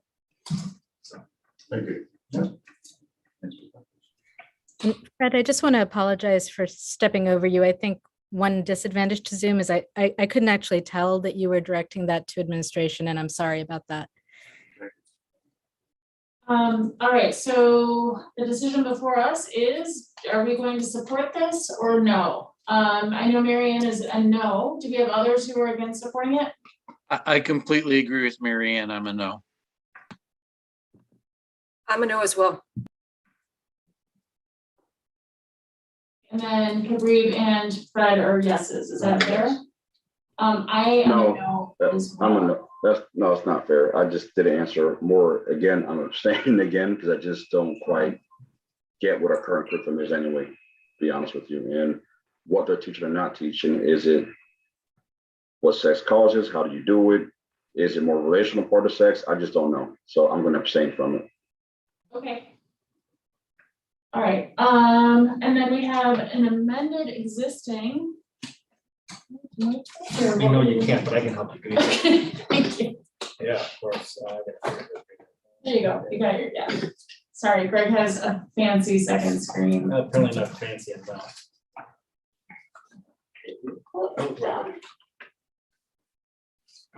All right, amended, existing resolution, 17, a constitutional amendment on school funding.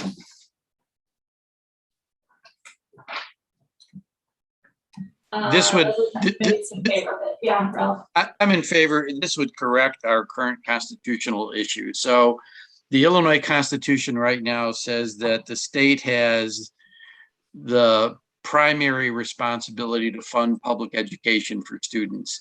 And that has been decided by the Illinois Supreme Court to be merely hortatory, as in advisory language, creating no actionable right. Because of that, Illinois relies more on local property taxes to fund public education than any other state in America, where roughly 25% of the cost of K-12 education is paid for by state resources, and about 67% is paid for by property taxes. What that does is it ties the quality of public education a kid's going to get to the property wealth of the community in which the kid lives. It by definition creates an inequitable education funding system, which is why Illinois has consistently been rated as having one of the most inequitable systems in the nation. So if we want to create a change that would be actionable on our Constitution, we can't live with our current constitutional language. This makes it a fundamental right. It corrects the interpretation of our extant Constitution as being merely hortatory and creating no rights, and I think it's an important change. Others? I agree. Are we are for this amendment? Okay, great. All right, physical and mental health of students, this is an amended belief statement, it's number 23.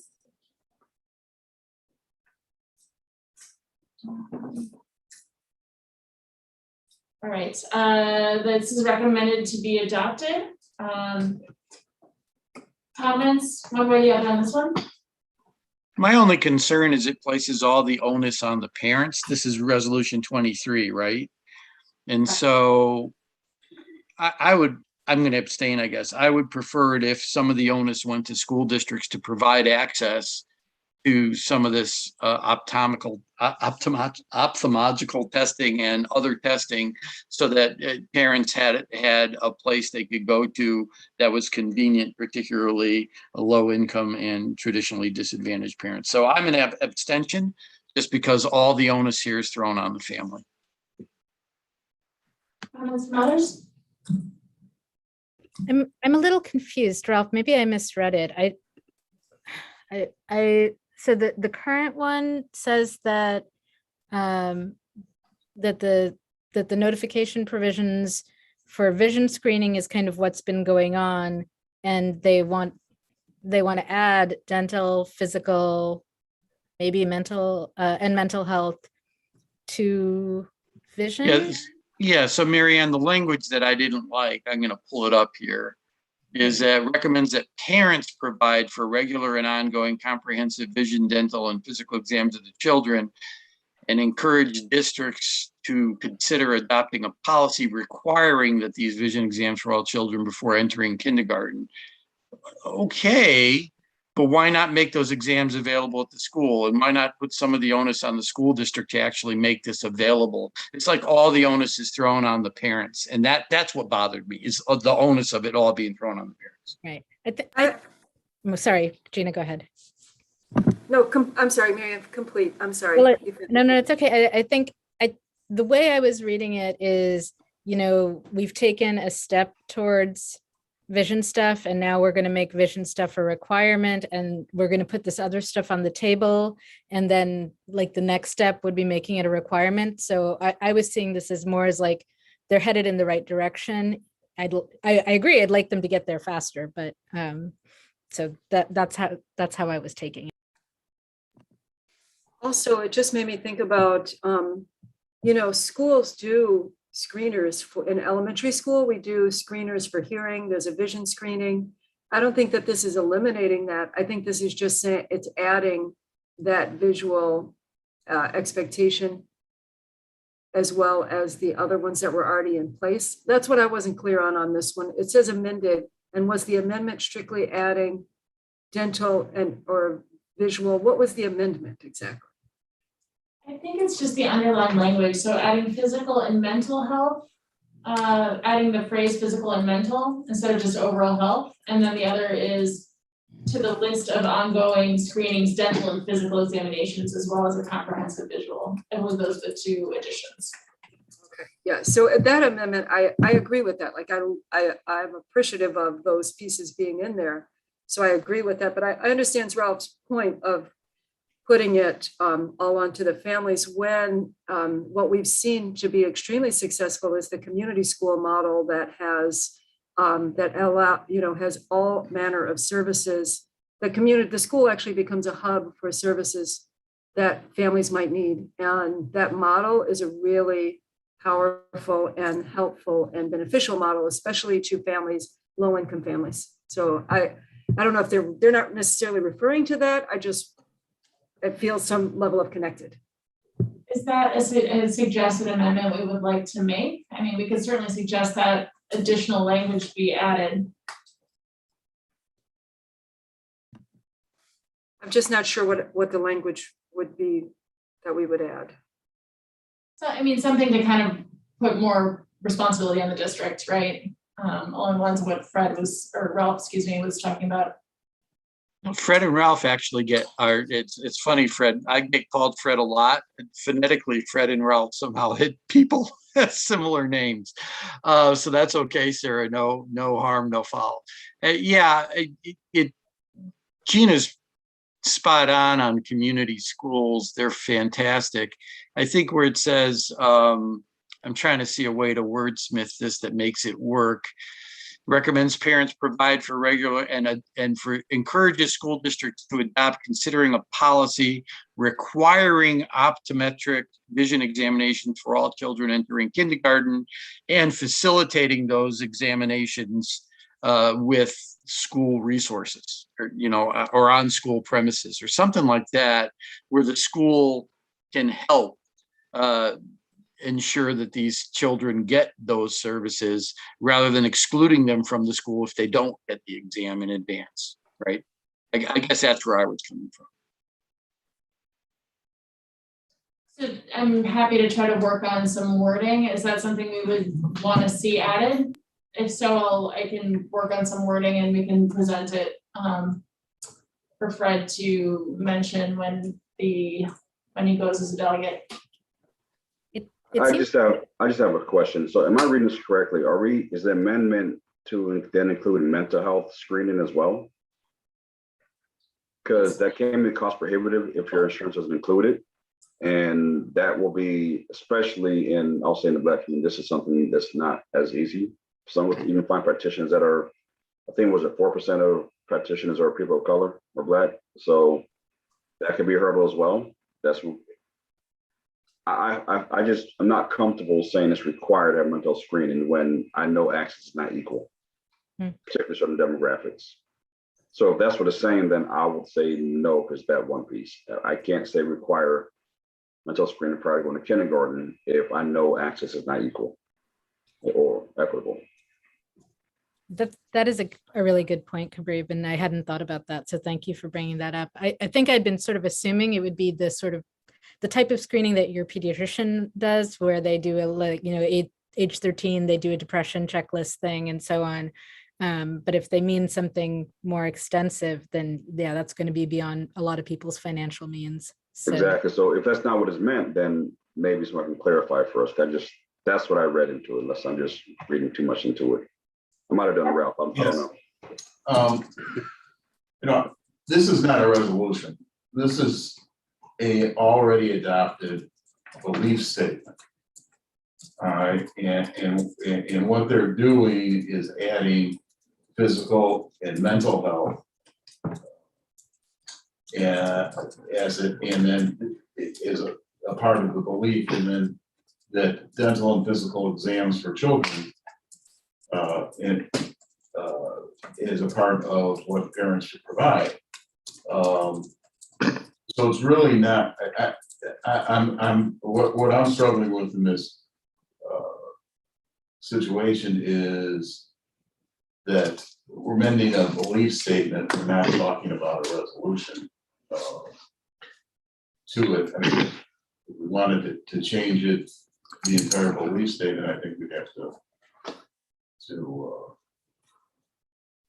put some type of, and I don't know the process to add and change, but I don't have a problem with adding these 4 items to something that's already existing. I think it broadens it. It makes it more encompassing, and I think the most important thing, at least for mine, is recognizing the importance of mental health of our students as well. Okay, so if I could have a thumbs up for those who want to adopt it as it's written. 1, 2, 3. And then Habib and Ralph are no's, is that right? Yeah, okay, I'm for adopt, so I think that one passes as well. And that's it. That's what we got for the ISB. So Fred, thank you for volunteering to be our voice there. And we'll make sure you get a copy of the minutes, of course, so that you can track it all. Yes. And then somebody's gonna give me the wording on that amendment that we're gonna present. That should be in Gail's notes. Yeah, it should be reflected, but we can talk about it further if there's additional clarification that's warranted. Okay, so I believe Marianne had wanted to mention something before we adjourn Cal. I did. So I'm not sure everyone knows that tonight is the first night of Diwali. There's a little debate, but Google says it's tonight. There's some argument about when actually Diwali starts. It can be, it has some religious roots, but it's really a secular holiday at this point, celebrated across South Asia, many cultures, many communities. So I really just wanted to say it symbolizes the triumph of light over darkness. We light oil lamps. So this is a diya, which is like a little oil lamp, and sparklers. And so I was just going to wish you all a very happy Diwali. So let's see. I'm hoping the sparkler will light. It's supposed to light. Thank you, Marianne. Please be careful. I think my sparkler didn't light, which is very sad, but I have an oil lamp, which is not something I could do if I was in the boardroom. So, but regardless, to the whole community, I just want to wish you all a happy Diwali. And I think after the last year and a half, we could use some light in the darkness. So thanks. Thank you very much for that, Marianne. Future agenda. It's not typically on this. It's on. Does anybody have any future agenda items that they would like to share with us? Okay, I raised my hand. Fred, since you brought it to our attention. No, I would, in light of some of the things that have been going on in terms of student behavior. I know we either each semester get a disciplinary report. And so I'm wondering when that's coming up and when we'll have an opportunity to address some of those issues. Well, as far as building administration and building teachers and our faculty staff, we aren't waiting for any board moment, right, to begin to address and respond and support our students. That's ongoing as of, the entire school year. So, but I will say that in the span that you referenced earlier tonight, on an earlier item between your first stint on the board and now, we have made the shift of making that a yearly presentation to the board. So we do that during the spring semester, and I can't recall if it's either in April or May. It's right around the time that we give information for the adoption of the ratification of what had been our student code of conduct and is now our DEP. Regardless, giving updates and information about how this fall semester is going. Relative to student behavior and some of those things is certainly something that we're open to talking about. It is a topic that we have discussed in our planning meetings at least, and will be discussing in our meetings with CCB as well. So I want to throw that out there too. And Gina, I believe you raised your hand as well, and I see that Ralph has his hand raised. So why don't we do Gina and Ralph? I was first. I just wanted to, I know I've said this before, but I just want to say it again. Broadview actually has a student on their school board and like as a placed position. And I would really love for us to understand what it would be, how do we get a student appointed or elected to our board, an actual student board member. So I know I've said it before, I just want to bring it up again. I know we talked about increasing student voice, and I love all of what we're doing to do that, but to have someone, to actually have a student be a voting member of our board, how do we do that? I would love to see that. Do we, maybe Greg, do you want to put this as a future, like a discussion item? And like a committee of the whole, like a policy discussion. Yeah, yeah. Sure. We do that in December. Yeah, and then maybe we can also talk about some of the things that the administration is doing. Yep. Around increasing student input on board items as well. That's good. Okay, Ralph, is your hand raised? Yeah, so just two quick things. One, we've talked about having a broad discussion about Project 2, Project 1, our infrastructure needs. I think, and it's rather than an agenda item, I think maybe an entire cow should be devoted to that where there's nothing else on the agenda. And we really have a chance to dig in and ask questions. But I do think that needs to happen. And now that we've lived through COVID and we've seen some of the changes, we may have some different opinions about what's important. And I just do think that all that hard work that went into the Imagine plan is something that we should be respectful of, but it has to be a living document that changes because capital needs and all those other things do change over time. So having an opportunity to look at what the priorities were then, look at what we know now, look at what we learned at the work, and just have a discussion, an in-depth discussion where we're not pressed for time, where that's what we're focused on, I think would be helpful. And I think it'd be a good thing for the board to do. And another thing is not a future board agenda item. It's a thank you to my fellow board members. You know, we have a current way of approaching civil dialogue that is anything but civil. And I honestly love being able to have disagreements in a very civil way and work through them and talk through them in a way that's respectful of each other. So thank you for being able to have these discussions, for being able to disagree with each other and still be able to smile and work together. I think that that's modeling out the right behavior for how you have public discourse. So thank you for that, board members. So Ralph, if I could inquire about so you're suggesting sort of a facilities retreat, right? You mentioned Cal, but it could be just a standalone meeting separate apart from.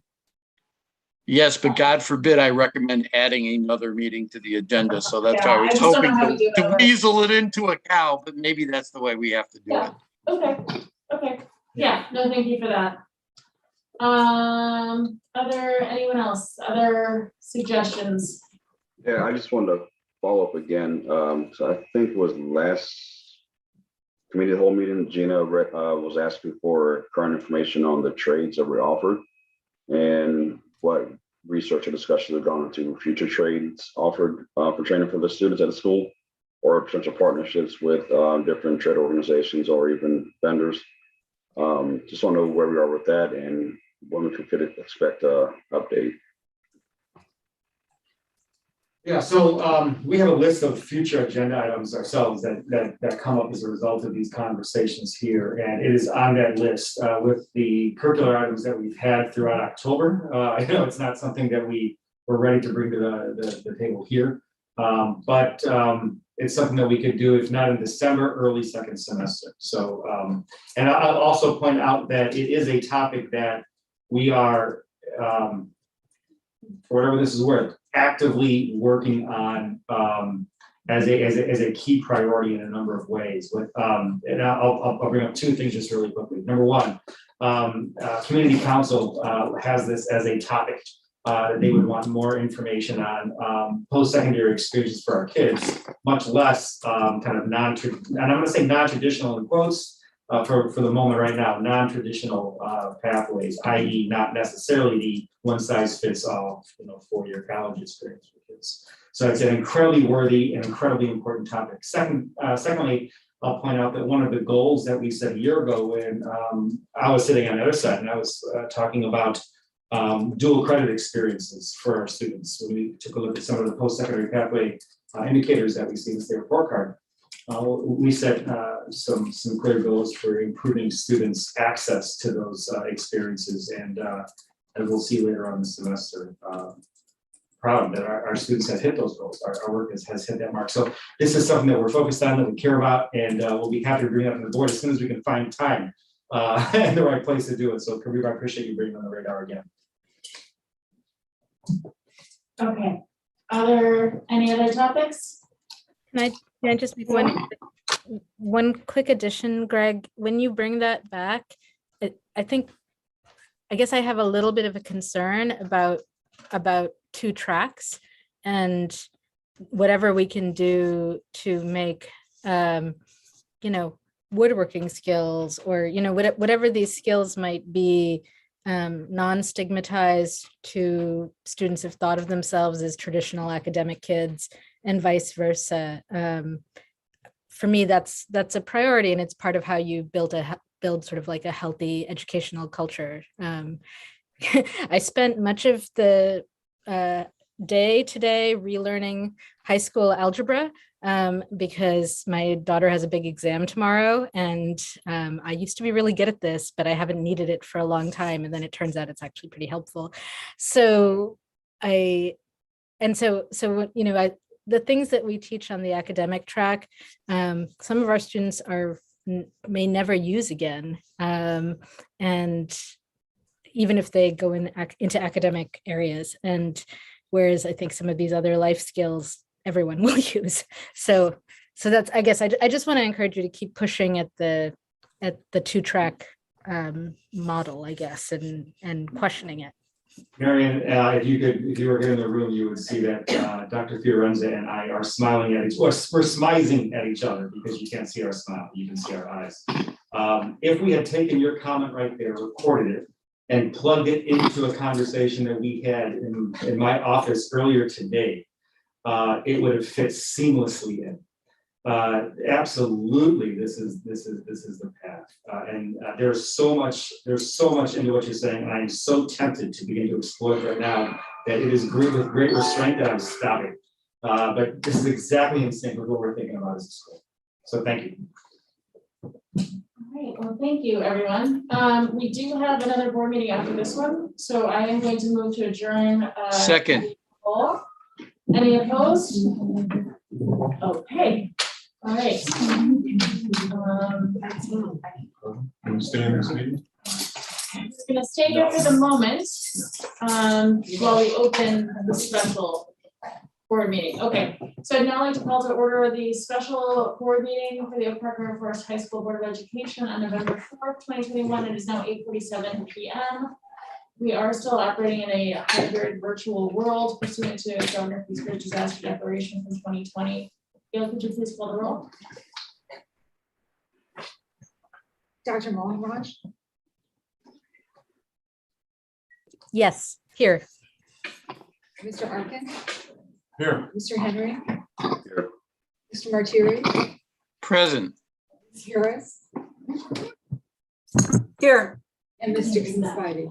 Here. Thank you. All right, and move to enter closed session for the purpose of discussing the appointment, employment, compensation, discipline, performance, or dismissal of specific employees, specific individuals who serve as independent contractors in a educational setting, or specific volunteers of the public body, including hearing testimony and a complaint lodged against an employee, specific individual who serves as an independent contractor, or a volunteer of the public body, or against legal counsel to determine its validity, the purchase or lease of real property for the use of the district, including meetings held for the purpose of discussing whether a particular parcel should be acquired, litigation when an action against, affecting, or on behalf of the particular district has been filed and is pending before a court or administrative tribunal, or when the district finds that an action is probable or imminent, in which case the basis for the filing should be recorded and entered into the closed meeting minutes, and collective negotiating matters between the district and its employees or their representatives, deliberations concerning salary schedules for one or more classes of employees. Is there a second?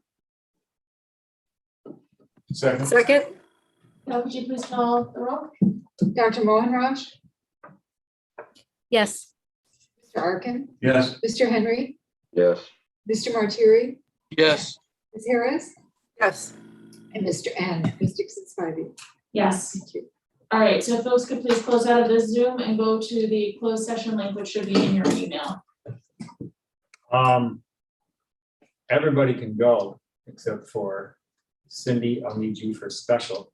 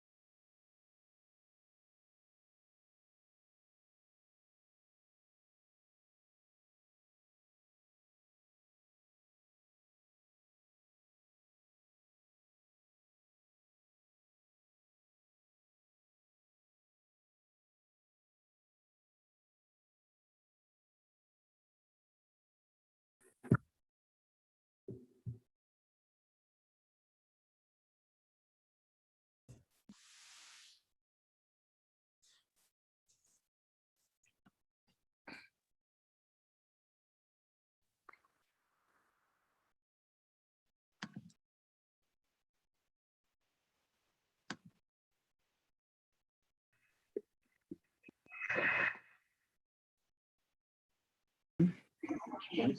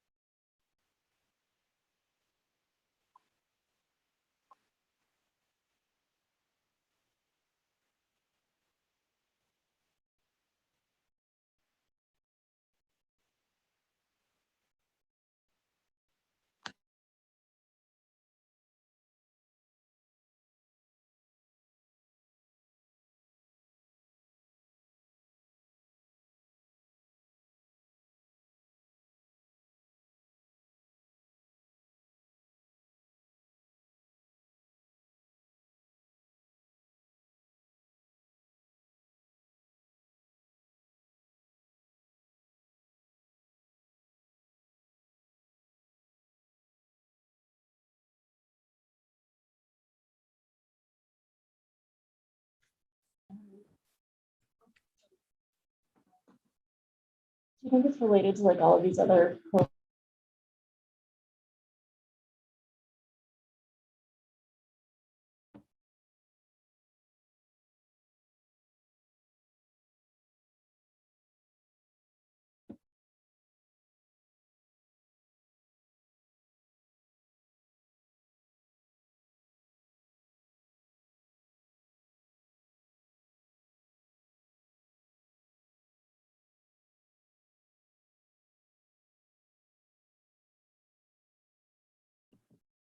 Are we here? Did we start? I don't think we started yet, Gina. I think they're having some technical stuff. Can you hear us now?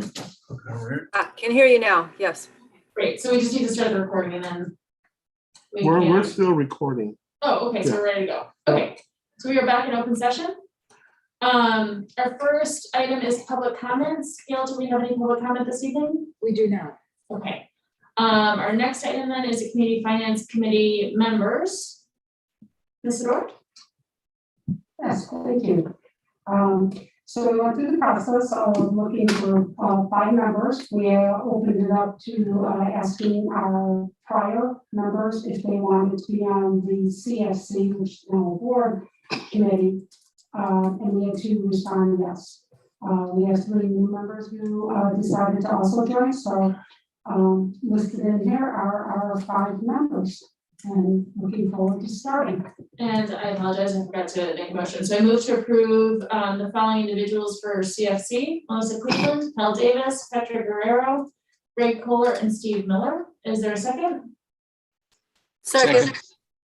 Any questions around the composition or anything else around CFC? Just quickly, who are the new members? The new members are Melissa Cleveland, Cal Davis, and Petra Guerrero. All right, do we need a voice vote?